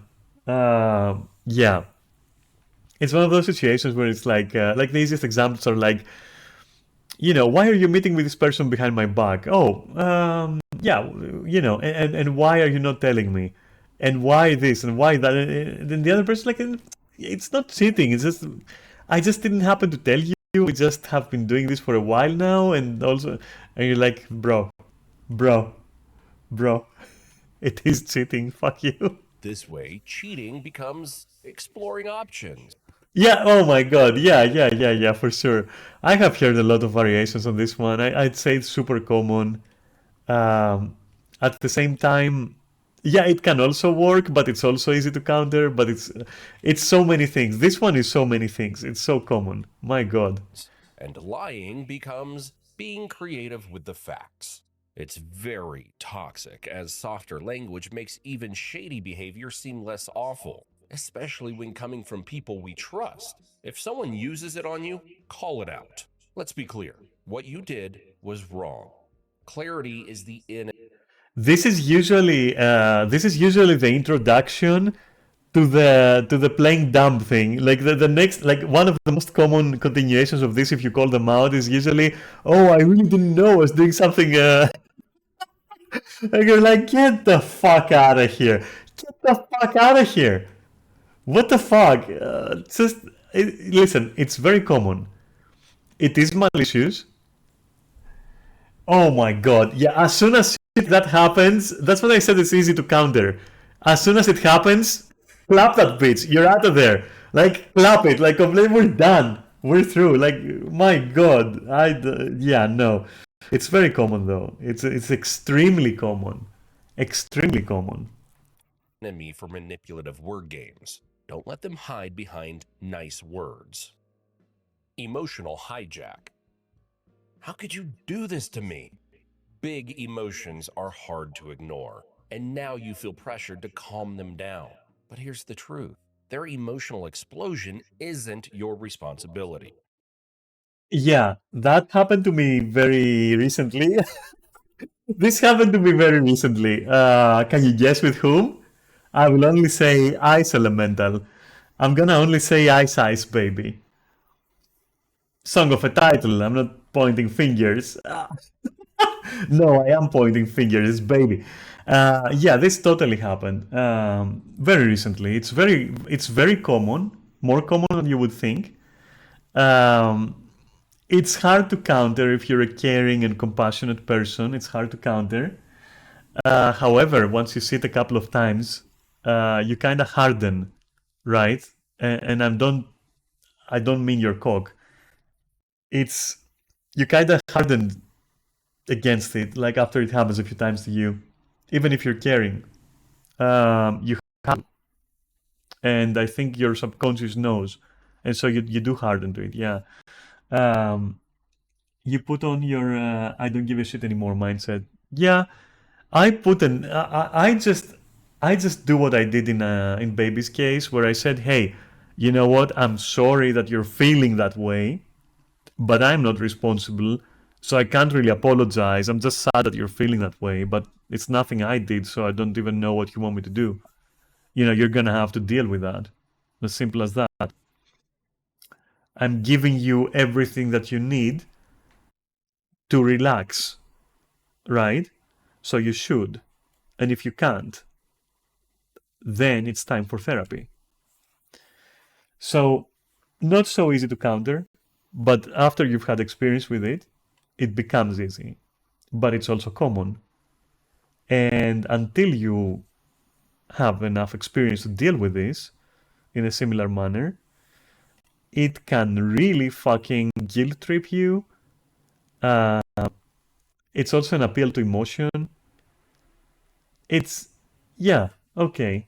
This one is kind of dangerous. Yeah, okay. Take a breath and let the storm pass. Let them have their tantrum. Just don't let it make your decisions for you.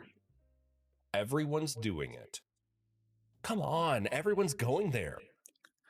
This is fucking 70 years old level of manipulation. Like, if you're falling for this, oh my God.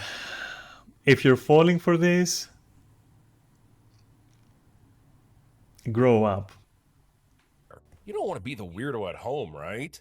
This is something everyone has experienced at least once. It plays on our fear of missing The old school way of about getting to smoking. Yeah, exactly. Yeah, I mean,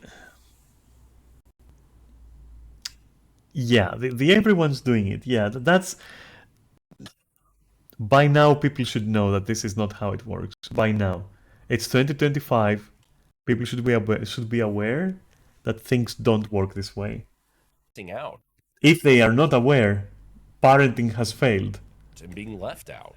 We don't want to be the odd one out, eating chips and pajamas on a Friday evening, even though we actually want just that. The thing is, if every Yeah, peer pressure. Peer pressure? Oh my god. Peer pressure? Let me show you. This is yeah, no, this gets its own time. Peer pressure is fantastic.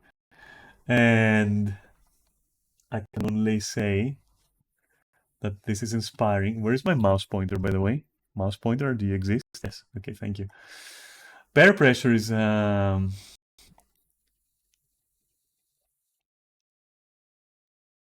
okay. I get to make a bit of fun. I get to make a bit of fun. Come on, let me just fucking have some fun. It's okay. It's like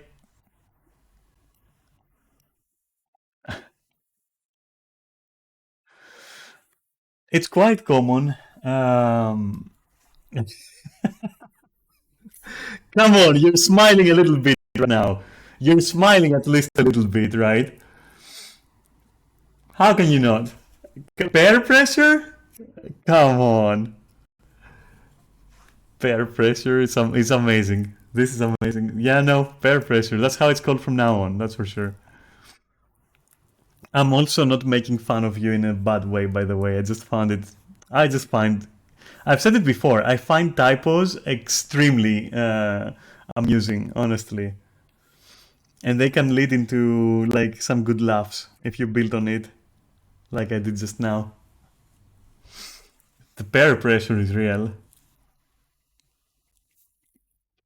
But you're right. Um, I'll cry on my own with my eyes.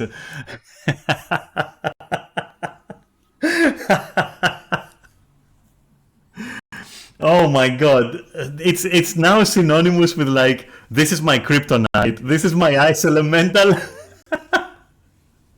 This is my ice elemental. Messages about pairs? Yeah, you should.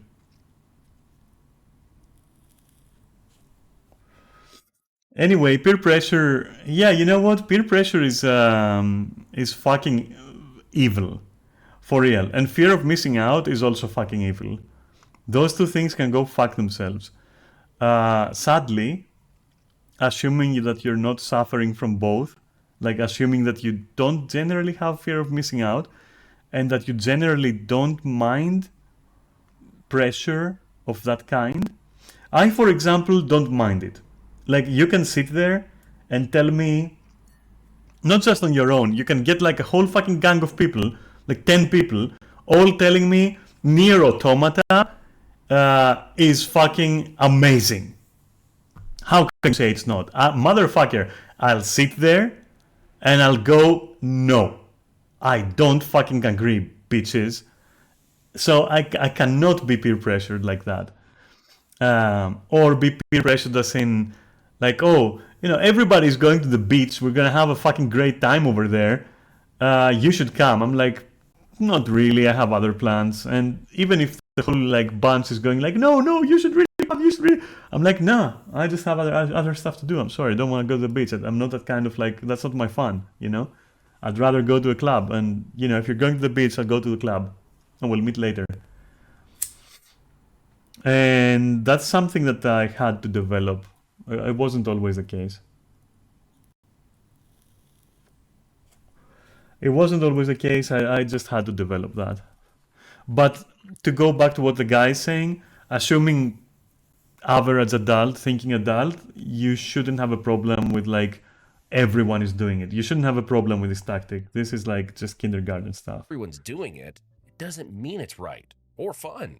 Ask yourself, do I actually want this? Or am I just scared to say no? Spoiler alert, the chips and PJs are usually the better choice. No, they're not always the better choice. Nah, I wouldn't say so. I worked in a club but never been to a club. Really? You worked at a club? That's amazing. I used to own a club. Do you know that? Damn. In an alternate universe, you're working for me right now in an alternate timeline. Yeah, a bartender. Damn. Yeah, no, this is alternate timeline material.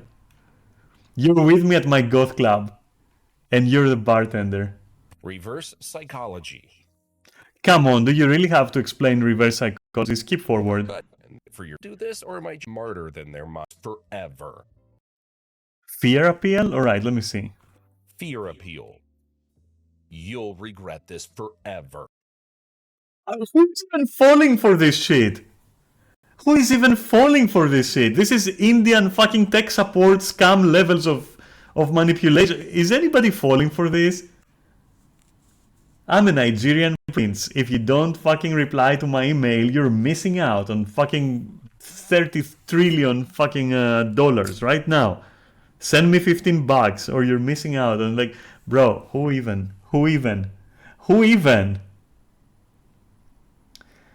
I can think of some more intricate situations where somebody can be like, hey, either we make up or you'll regret losing me.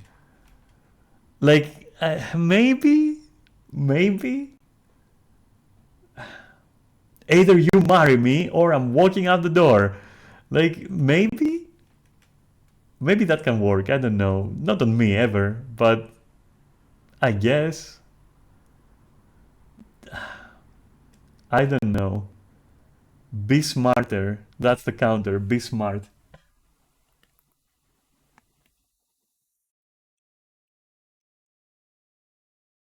Yeah, I would say so. I agree with Sai there. Yeah. Yeah.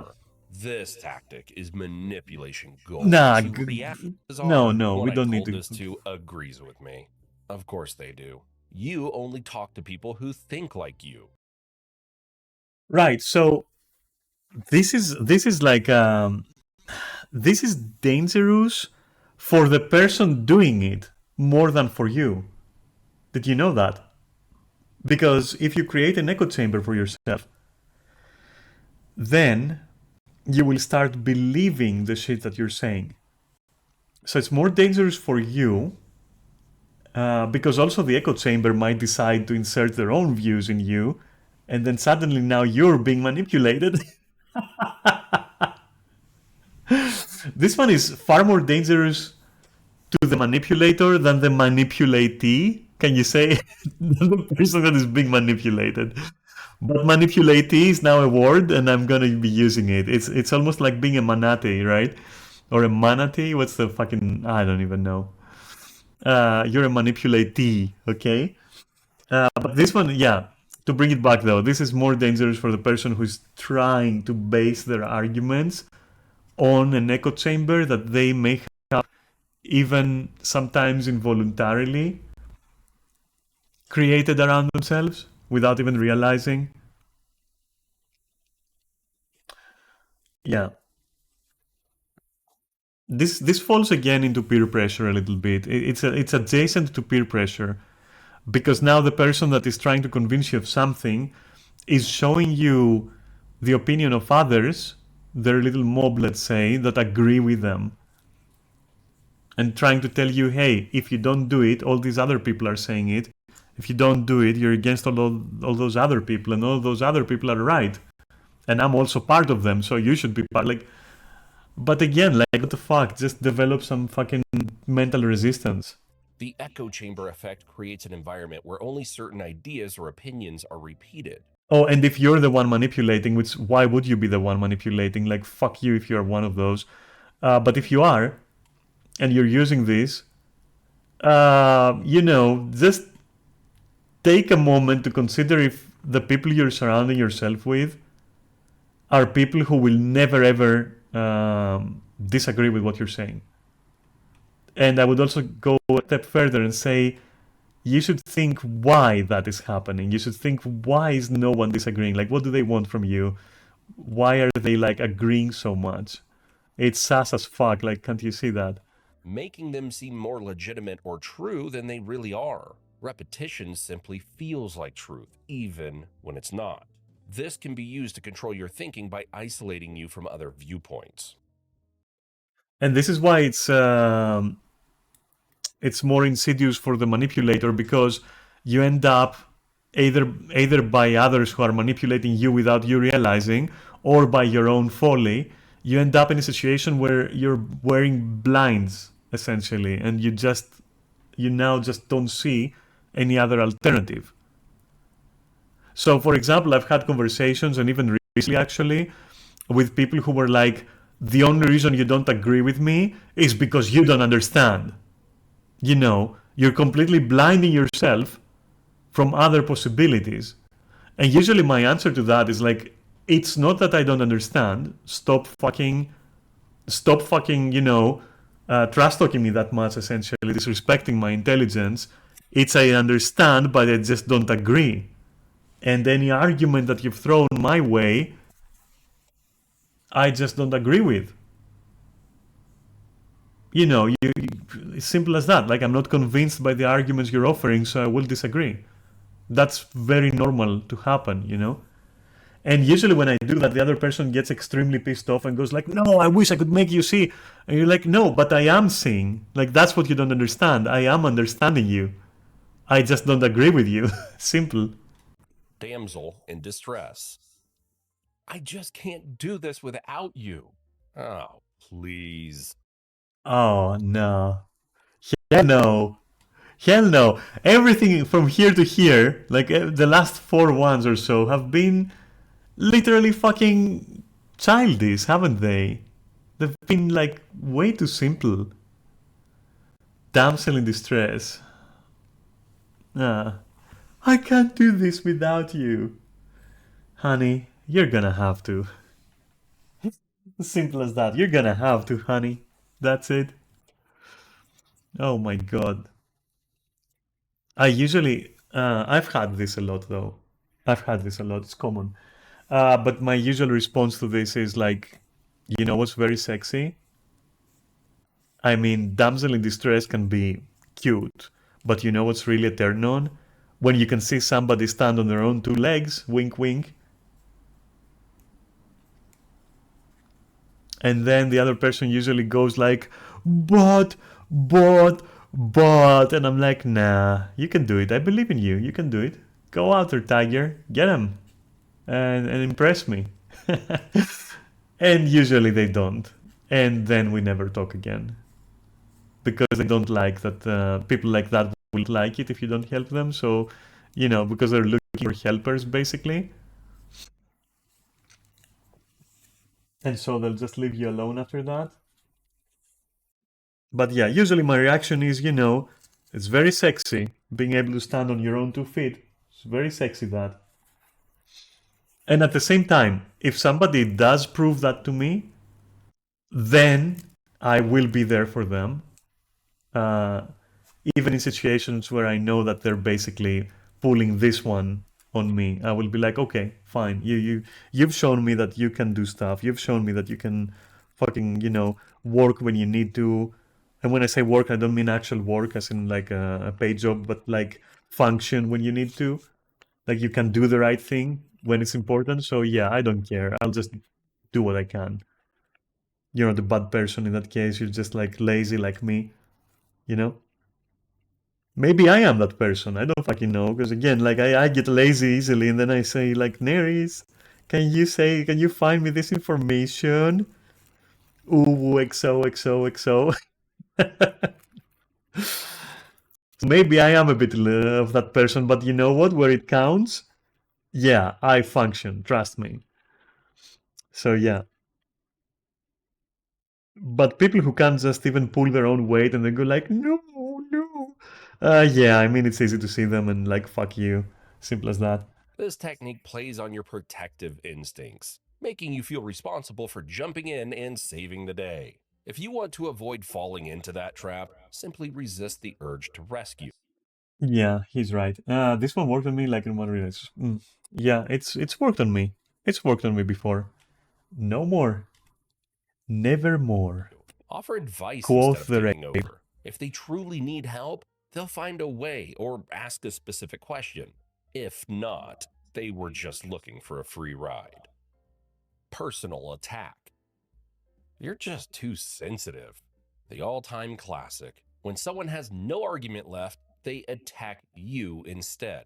The way Yo, okay, so listen up. Do not confuse this. This is true.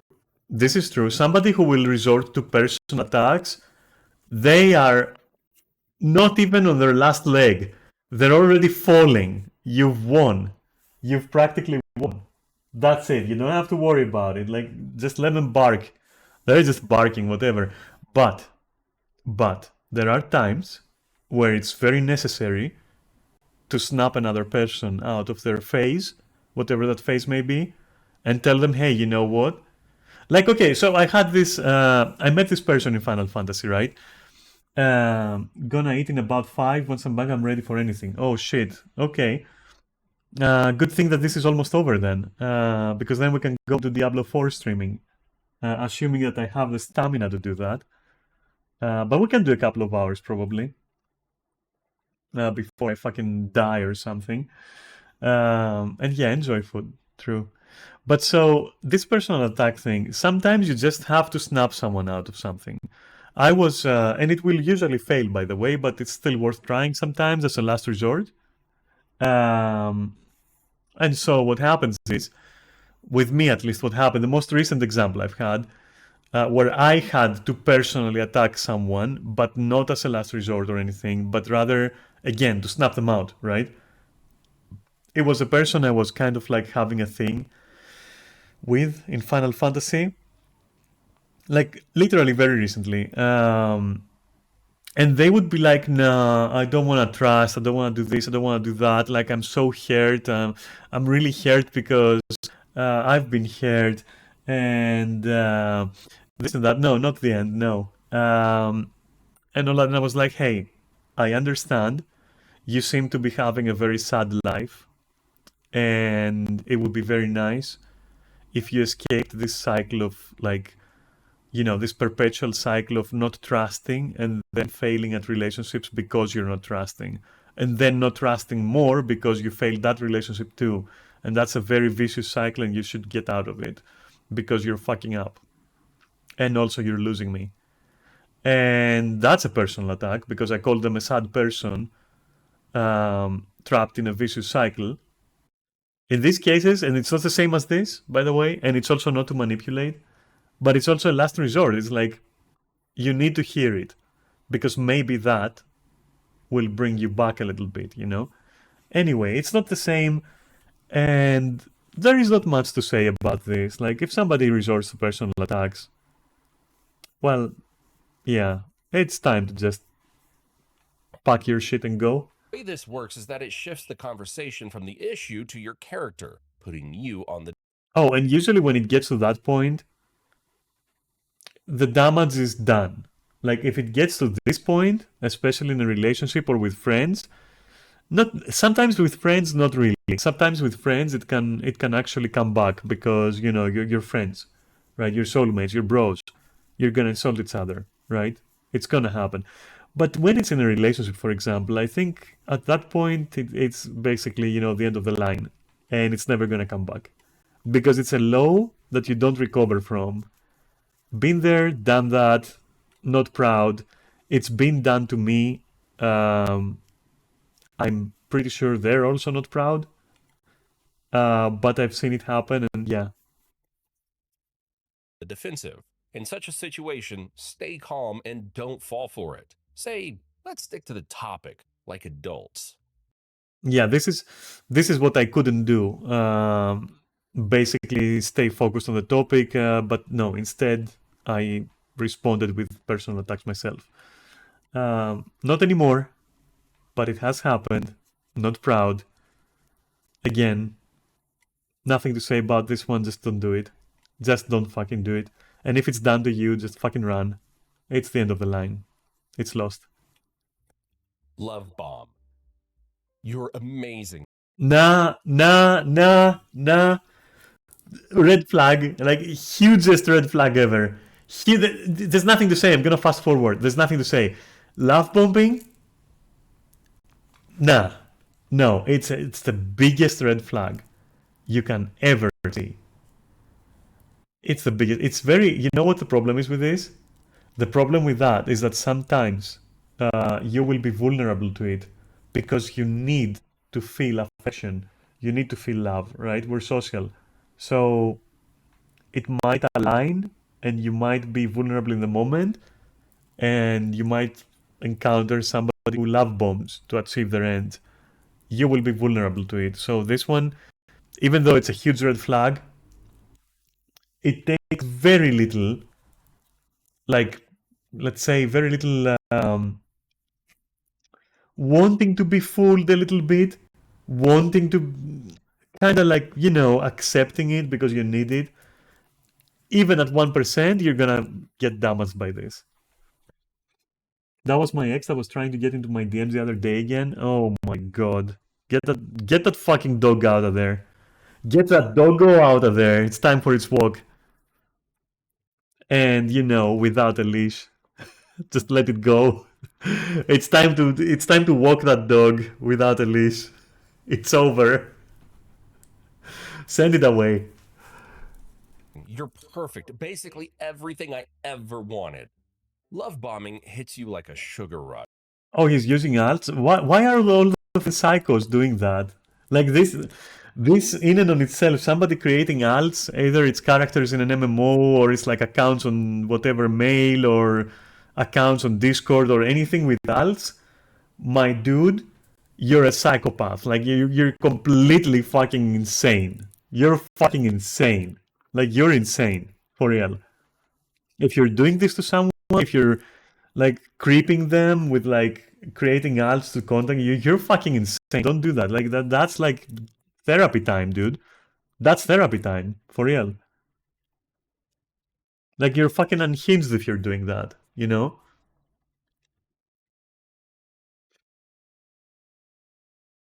So yeah.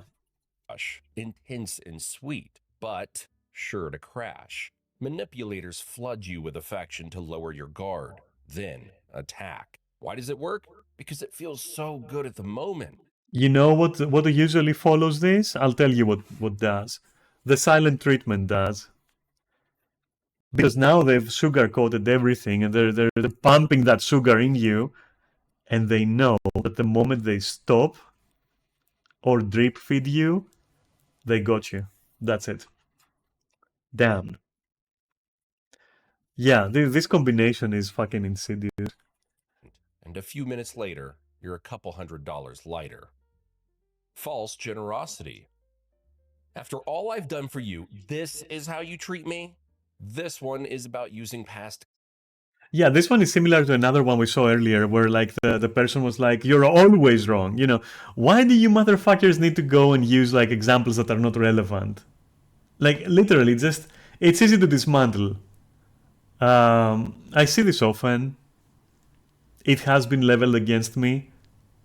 Usually my reaction is like, the same thing as what I said before. Focus on the now, and as for the rest, we can talk about it separately after you prove to me that it happened, And if you can't, then we shouldn't bring it to the table because it's just not fair to anyone.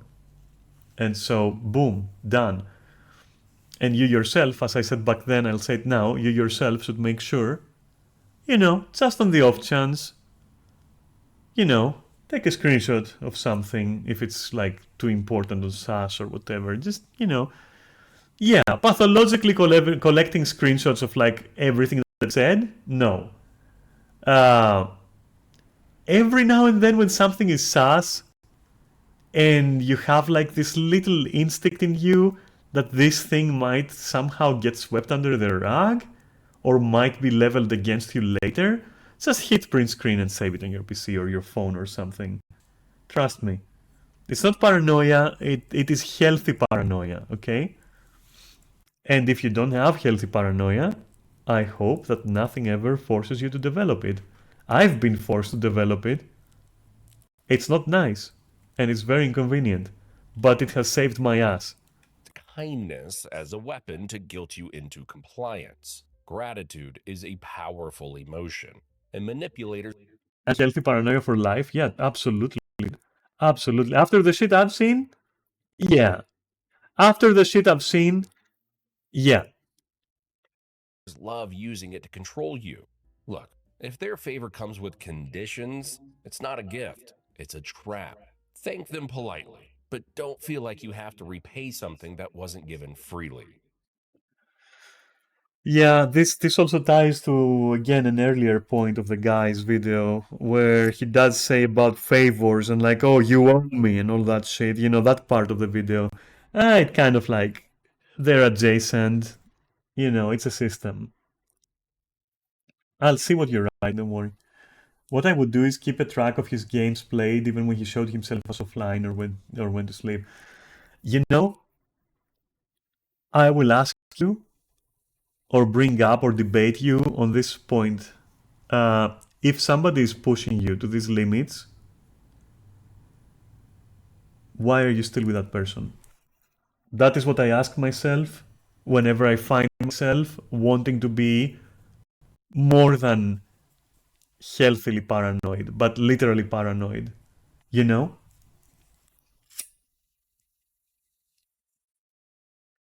That was at the end. Yeah, for sure, for sure. I'm not actually accusing you, or I'm not saying if that happened, why didn't you? You know, I'm not like that. I'm just using your example to make a point, basically. It's if you reach that point, not you specifically, but everyone, if you reach a point like that, where, okay, let's say it spills over into healthy paranoia, but now let's say it spills over to actual paranoia, at that point, you have to go like, if I have to do this, is it really worth being with that person? Because that person is forcing me to be that way, and that's a way I don't want to be. That time is a time where you have to start packing. Scarcity. This is the last one. We're almost sold out. Sure, and I'm the king of England. Typical scarcity tactic. It pushes you into thinking you'll miss out if you don't act right now. I think he already went through that. I don't see any more differences, and it sounds like super easy to fucking counter.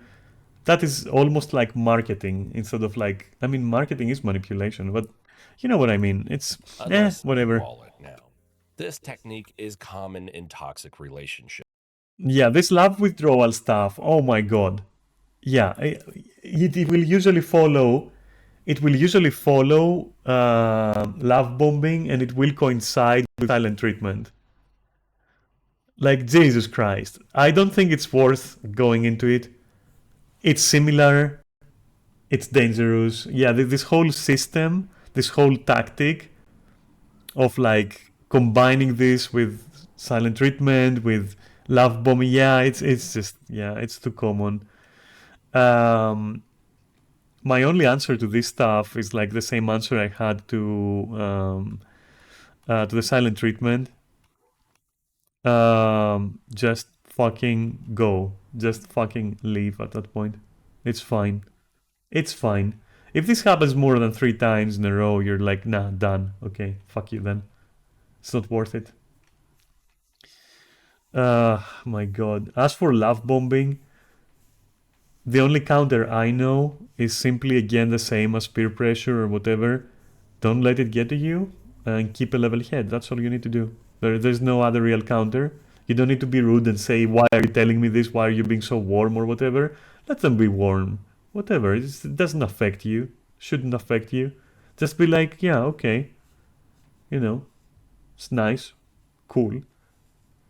But just don't let it stop you from saying certain things or doing certain things. It's when your partner takes away affection to punish rejected. And if I make it sound easy, it's because most of the things are in fact easy. We just have to go over a threshold to manage to do them. So when I say, for example, oh, just ignore it, I know it's not that easy. But again, you harden against it eventually, you know, and then it's easy. And there are no other instructions. It's like, You have to experience it and catch it, and then you're like, oh, never again. Fuck you. treats. Unspoken expectation.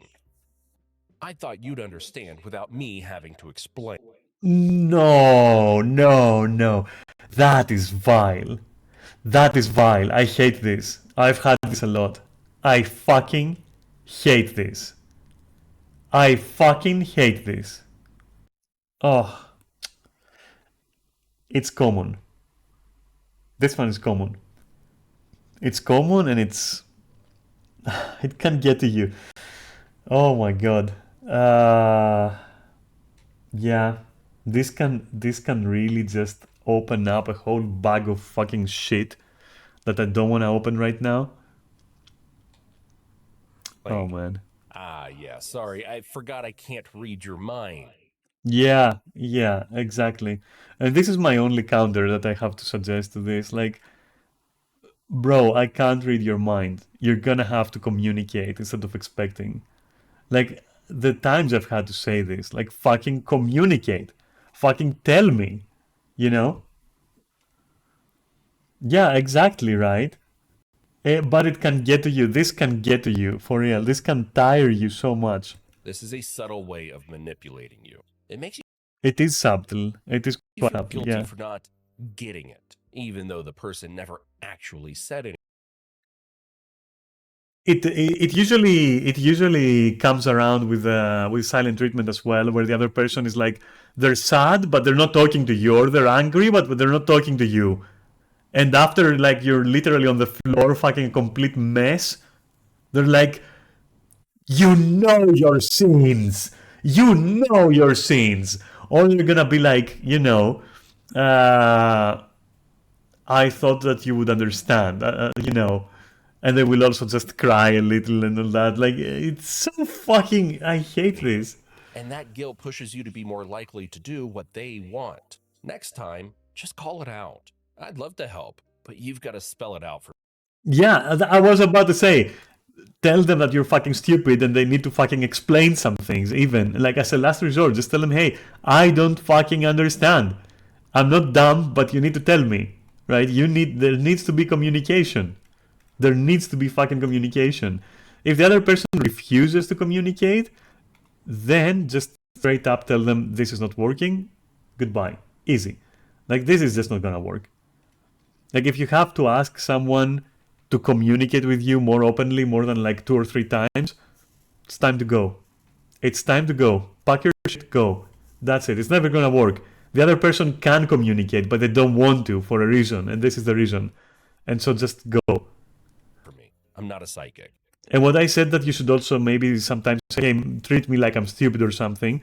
Don't confuse it with like playing dumb. It's just like literally trying to use hyperbole to coerce the other person to communicate, by which you're trying to see if they're actually willing. Because you're showing that you're willing to put yourself down by saying, maybe I'm fucking stupid or whatever, and they're still not fucking making a good move, you know? Because the only logical reaction to you saying, to putting yourself down like that is like, hey, you're not stupid, you're right. I should actually, help a bit more. Open up a bit more, like, tell you more things, like tell you my thoughts a bit more, instead of like expecting you to understand. That's a genuine response. Any other response, it's time to go. Gaslighting. Are you sure? Oh my god. How are you gonna fit gaslighting into like a few seconds? You can't. That's why I'm gonna move on. Gaslighting, number 1 fucking red flag, number 1 danger. Everybody fucking knows it. There's nothing to say, and nothing in those few seconds that this guy is gonna talk about it is gonna teach you anything about it. Go find relevant information, preferably by professionals, and trust me, gaslighting is very serious, because it's a sign of other things that are far, far more insidious than just temporary manipulation tactics to just gain something in the moment. Like, gaslighting is part of like more insidious shit. But I'm not gonna go into it now. And honestly, I'll just fast forward, simply because the guy has no hope of telling you what it is in like a few seconds. I guess we can still try, whatever. Remembering that right? We were really supposed to meet at 7 p.m. Oh, that's strange. I was pretty sure it was 6 p.m. Boom, gaslighting alert. This sneaky trick makes you start doubting your own memory, or even worse, your own senses. They say it so confidently. You start Welcome back, wondering, Grace. wait, maybe I did get it wrong. The solution? Keep track of things. This is the healthy paranoia I was talking about, by the way. Keep track of things. Save messages, receipts, and when you're sure, calmly respond with, no, actually, you're wrong. Then watch how they react. They will not react by saying you win. Trust me, with gaslighting, like the underlying shit is going to surface and it's going to be a complete and utter shit show. There's a reason why gaslighting is such a huge topic. Subtle shaming. Oh, I guess you don't care about this as much as I do.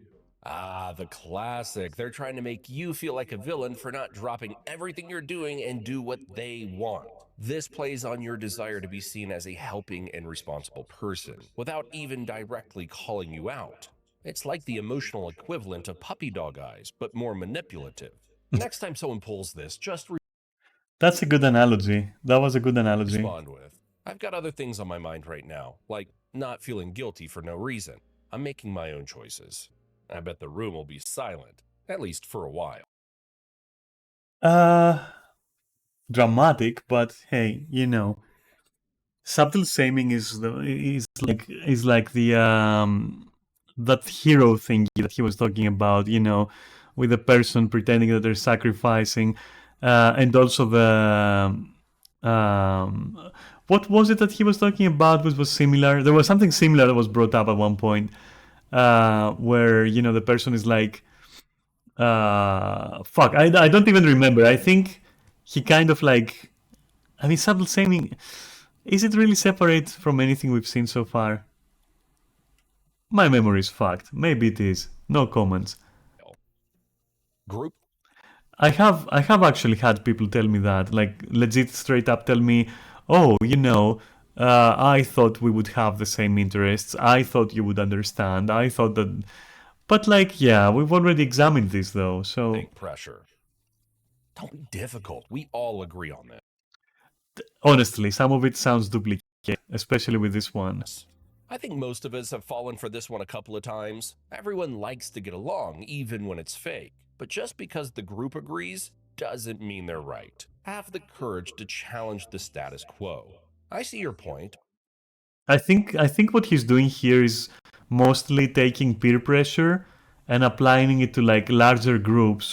There is no need because peer pressure can apply to any number of individuals, so that's a bit But duplicate. here's another perspective. Sometimes being the odd one out is the smartest move that can gain you respect. Intermittent reinforcement. Some days they're kind of loving. Other days they're colder than the coffee you left on your desk yesterday. It's strange, but this behavior keeps you hooked, hoping the good version of them comes back. That one is actually, you know what? Excepting gaslighting and a couple of others, this so far, it's definitely top tier. This one is definitely top tier. This one is definitely top tier. And it's the reason why you will see people telling you things like, I freak out when my significant other changes their behavior. I do not trust behavior changes. Don't look at my tabs. It's not polite to stare at the lady's tabs, okay? So, yeah, this is also the reason why I say that I get paranoid when I see changes to a person that are very on and off and at random intervals, seemingly. I get spooked by that, and this is the reason why. Those tabs are nothing compared to Skyrim modding tabs. Yeah, that's true. Those tabs saved our lives. Yes, they have. Throughout Skyrim modding. Back again. How does it work? Well, unpredictability is addictive. That's why slot machines make millions. If you're in such a relationship, Yes, your mind can be hooked, and people think that they need to do this to keep you interested. So, in a sense, sometimes it's not as malicious. It is simply the other person's distorted or twisted version of being afraid they will lose you. And so they're being erratic to keep you guessing. And if you're guessing, you're also unstable as well, by the way, which is a nice side benefit for a manipulator. But you're constantly in that phase where you're trying to stabilize things, which means that you're actually paying more attention, and that's what they want. But it can also definitely, 1000%, and probably the majority as well, be malicious. And again, like the objective there would be to keep you hooked, obviously, and to keep you unstable. ask yourself, am I enjoying this relationship or just addicted to the highs and lows? If You are possibly addicted to the highs and lows. Because if you have a fight and then you make up, that gives you a high, because you have this sensation of fixing things, this sensation of like being back together, which inadvertently feels like the first time a little bit, and so and it gives you that high, and it also makes you feel more accomplished, that like, oh, I managed to go through it. It's why some people love fucking arguing in relationships. And I'm not talking about healthy arguments or a healthy amount of arguments. I'm talking, loving arguing. Like arguing for the sake of it at seemingly randomly intervals for seemingly random things. And it can drive you insane because that process makes you focus on the random things that the other person is going to find for you to fight over. And it's gonna drive you crazy, like for real. Like you're gonna be like, "What? Why? Why did I say? Like, what? Why did this happen over this? It shouldn't have caused the fight, but it did." Yeah, it's very. This one is top tier. This one is top tier for sure. I don't have any. I don't have any counter to this if personally. it feels more like a roller coaster than a partnership, It's just my counter to this is the nuclear option. Just leave. it might be a good time to get off the ride. To learn the most powerful Yeah, as the guy said, it might be time to leave because it's difficult to understand it. It's difficult to pinpoint it or to prove it, and it's also very flexible. Not always easy to leave. No, it's not. That's true. It's not. Which is also what they're banking on, That's exactly what they're banking on.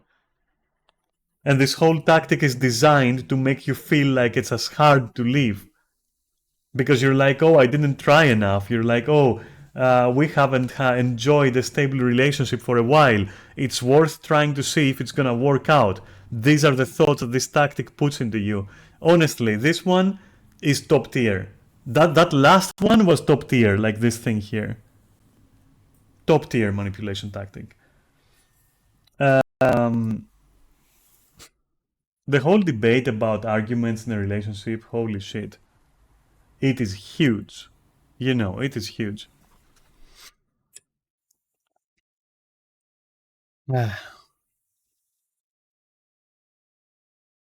Personally, what I found is that the faster you go, the more arguments, the more collisions you're going to have. All right? It's simple mathematics.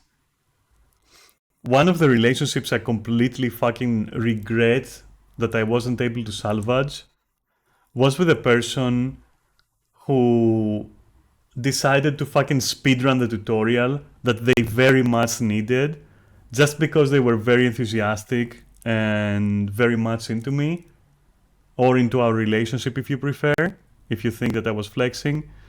And they tried to speedrun that shit and failed miserably, and it crashed, and there was nothing I could do to save it. And I also was too tired near the end to actually, pull off a last minute maneuver there and maybe salvage it. I regret that. I think the other person doesn't regret it, but that's because they're a noob.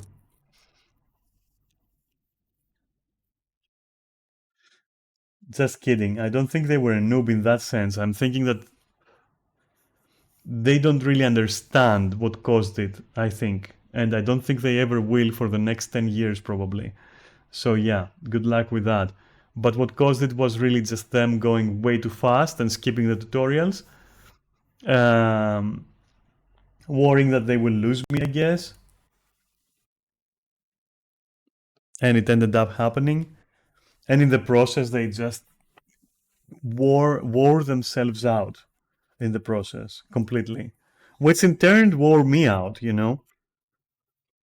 Which is also why I couldn't like make any good maneuvers in the end. I regret that one. It was a very promising relationship, a very promising partner, honestly. Too fucking bad.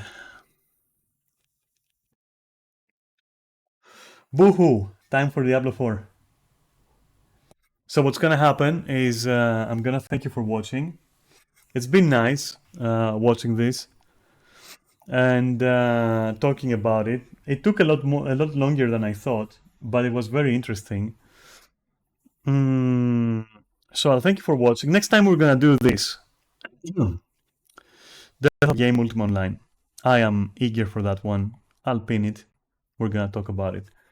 But that's probably for Saturday or something. So what's gonna happen now is I'll thank you for watching. I'll turn off my stream because I like them neat and properly separated because it makes it easy for me. I'm gonna give it like 10-20 minutes at most, during which I will set up Battle.net and Diablo, and then I'm gonna stream Diablo 4, and I can't fucking wait. Even if it's just for 2 hours, I'm pretty sure I'll enjoy it. So I'll see you in 10 to 20, okay? Thanks for watching, and see you soon.